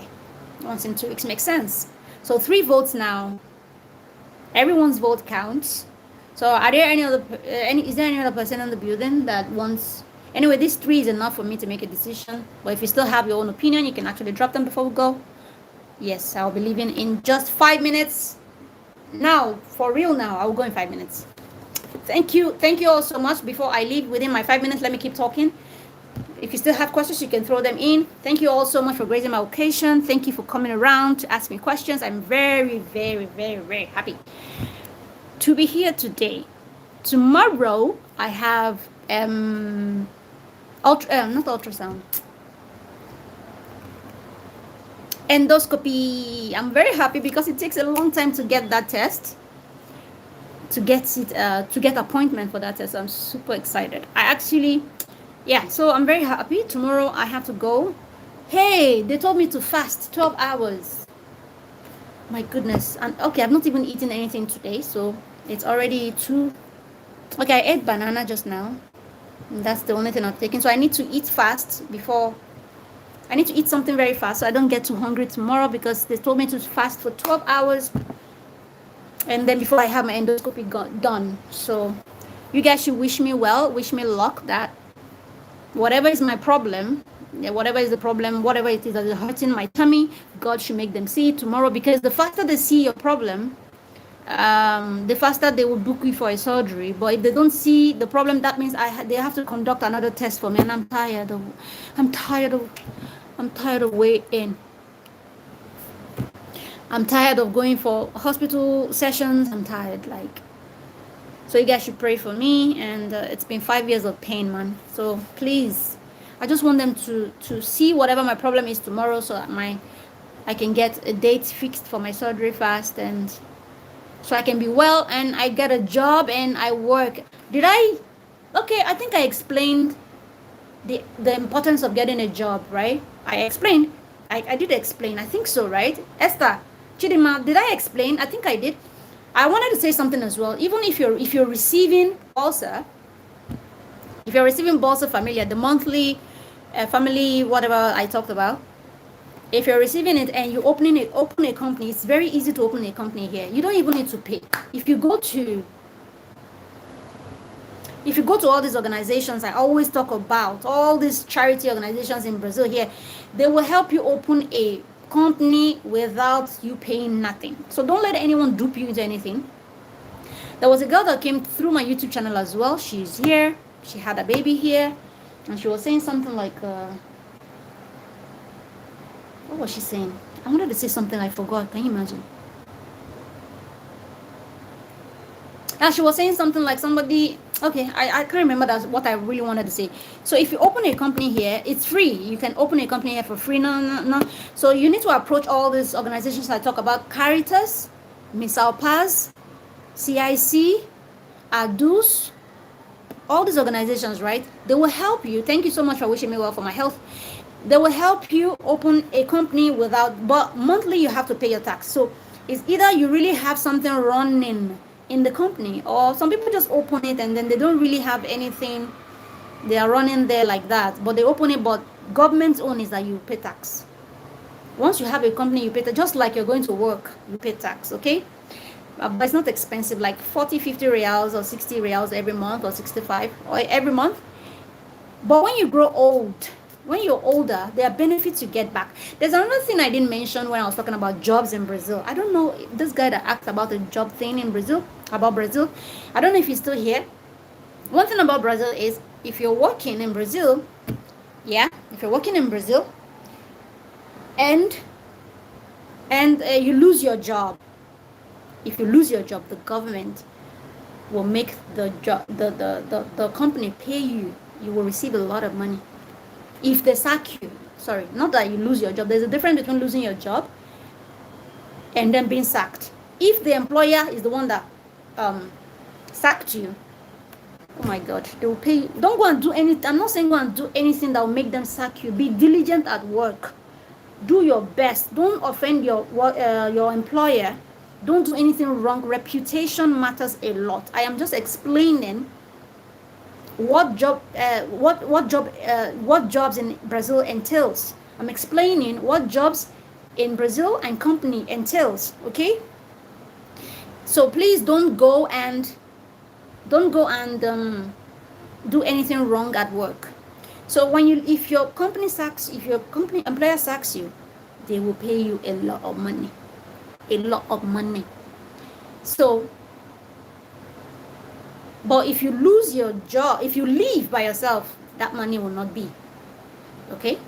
So that is one part of employment that I didn't explain when that guy asked me about jobs, okay? So any more questions? We're about to leave. I think 5 minutes is up now. If I remember any other thing, I would explain in my next live stream, maybe next 2 weeks.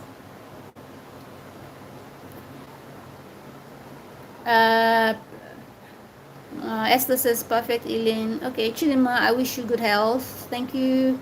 So there are benefits if you work, okay? Even though you might be receiving your auxilio, blah blah blah, you might be receiving the bolsa. Even your wife and your child you can put your wife. You go and get a job as the man. Go and work. When you're working, the family income makes sense, okay?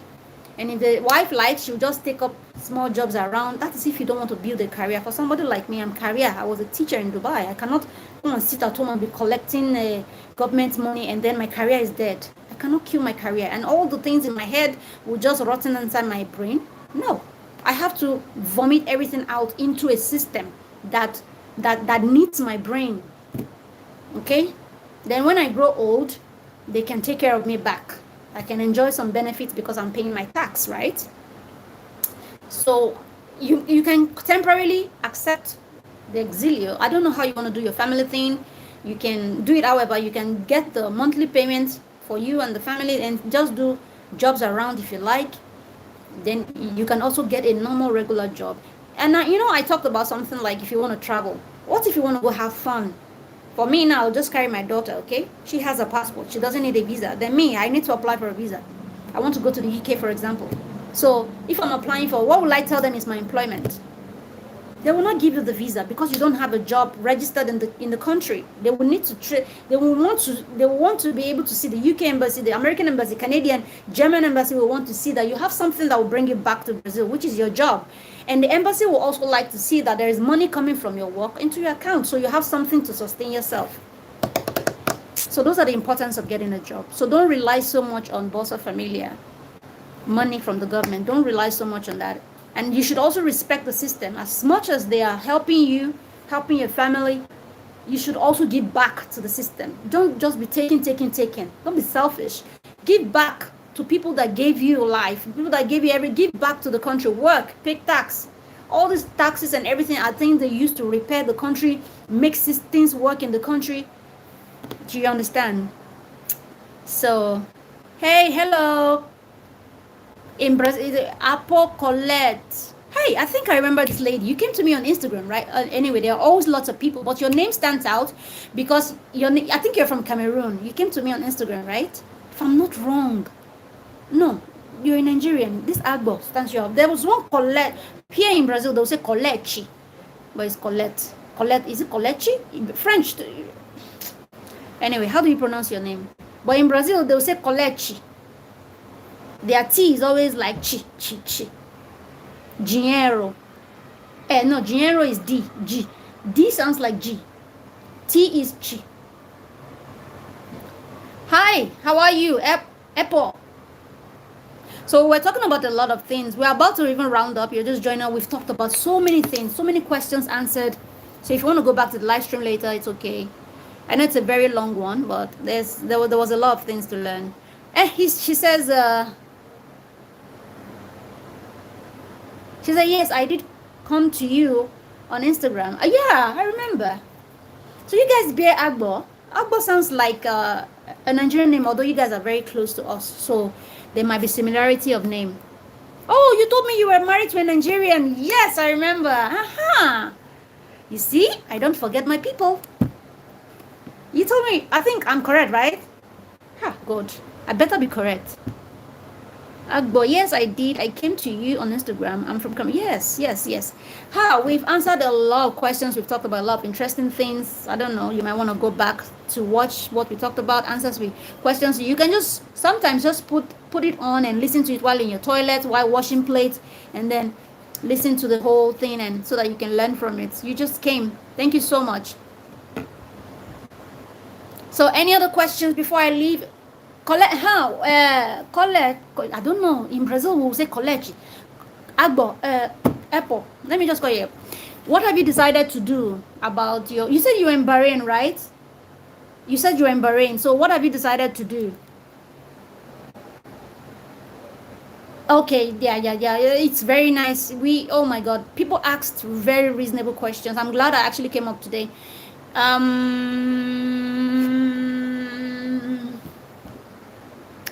Tika, thanks for sharing.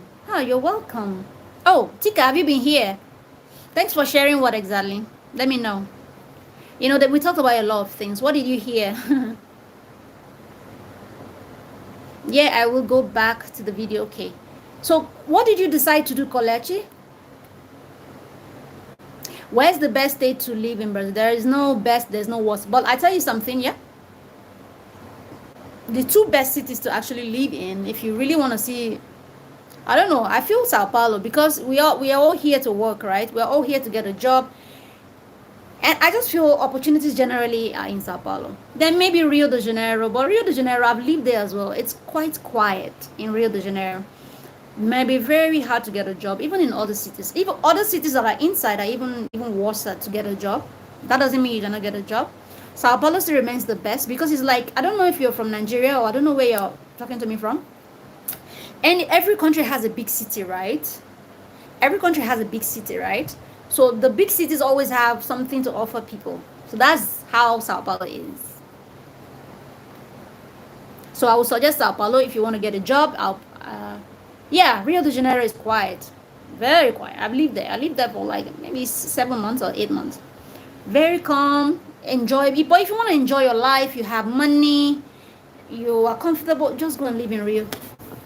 But if you want to hustle, hey, If you want to have opportunities, you want to know what's going on in the country. Yeah, just especially for jobs. Yeah, Sao Paulo is best. Yeah. Say all those pieces broken and scarred. We're about to leave in mercy. I think. Thank you, Esther. Thank you, everyone that wished me well. Kalechi says, yes, I am in Bahrain. Yeah, I see. I remember you so well. I'm still planning to come have my baby in Bahrain. You mean in Brazil? Thank you so much for all your answers and efforts to enlighten me. Yes, yes, yes. I remember we talked a lot. Sure, by next month. Hope to see you soon. No problem.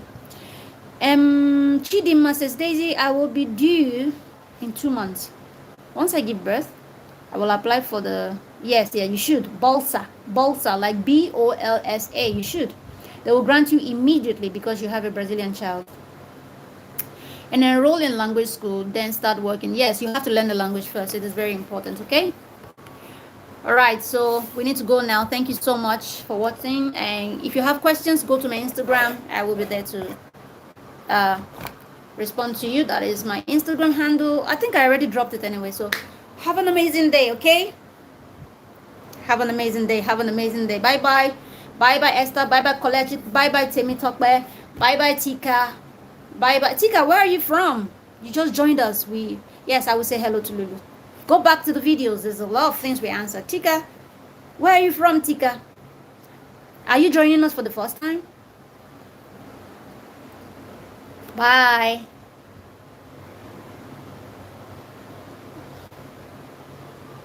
Yeah, obrigada. Are you a male?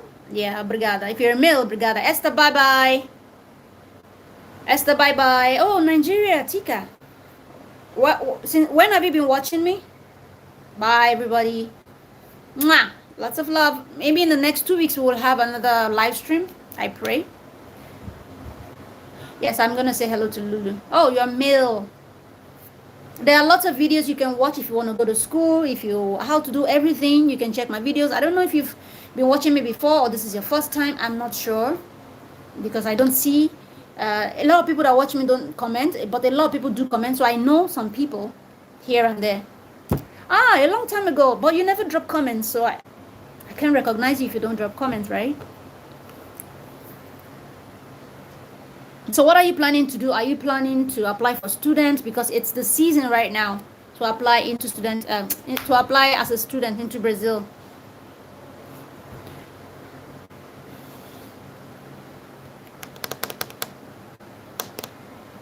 You like the videos? Thank you. It's the season to apply now, okay? It's the season to apply now. In mercy gathered men didn't know. So take this heart, Lord, I'll be your vessel. Through GCB, have you applied? I have videos there. I think you must have watched it because you say you've been following me for a while. But what is the easiest way to gain admission into Brazil, okay? The easiest way, because the only thing they ask you is just write these essays. But for other schools, if you apply to individual schools, we've answered a lot of questions. I know you just joined me, Tika. If you have more questions ringing in your head, you can go back to the video later, watch them in your bathroom, while washing plate, while doing anything, while eating. You will get some answers to some of your questions, okay? Because I know it's quite long. You might not be able to sit and just be watching. But you can watch and listen when you're doing other things, okay? So it's the easiest way. GCB is the easiest way to apply to schools into Brazil because all they do is ask you to write 2 essays, okay? But if you're applying to individual schools, you write a pre-project, okay? And they have to really scrutinize a pre-project. Pre-project is like a plan of what you want to do. How you want to do a plan of how you want to do your project at the end of your studies. So you have to convince them that every step you want to take makes sense. So that is a more tedious way. To me, the stuff is not difficult. Yeah. But they would critically analyze that, that pre-project you wrote, which is not usually too much. They will critically analyze, unlike GCB, just 2 essays. It's not like the essays are not, but at least just 2 essays, and then You're lucky they see you, they read your essay, boom, they give you admission. But this one, they will scrutinize stage 1, stage 2, stage 100, stage 4, stage 5. There are stages to this thing if you apply to individual schools. So GCB is still the best bet, okay? And I wish us all the best. Thank you so much. Yes, I have almost all your videos, or I will definitely watch. Okay, thank you so much. Now we need to go. We really need to go because now I need to make my baby's milkshake, and then she'll be home in 2 hours. So thank you very much, everybody. Lots of love. I hope you have learned. I know we talked a lot about a lot of things. I hope you've learned 1 or 2 things here and there. I'm very grateful for your time. I'll see you in the next 2 weeks, or maybe next 3 weeks. But I'll definitely continue to make videos, okay? Have an amazing day, everybody. Muito obrigada. Ciao, ciao. Bye. Bye-bye. Hey, how do I cut this thing? I'm using my phone to live stream for the first time. I used to use my iPad before, so I'm so used to my iPad. Where do I cut this thing? Why do I cut this now, God? Oh, my God. I'm so village. Bye-bye, Kolechi. I don't know, how do you pronounce your name? Although I cannot even hear you through the chat. Bye, everyone. It's been very nice to be with you. I don't know where to cut this thing off. Jeez. Ha! I'm using my phone for the first time. Jesus Christ. Bye. Yeah, I see it. Bye-bye. I'm ending the live stream now. Bye. Bye, bye, bye, bye, bye, bye, bye, bye, bye, bye.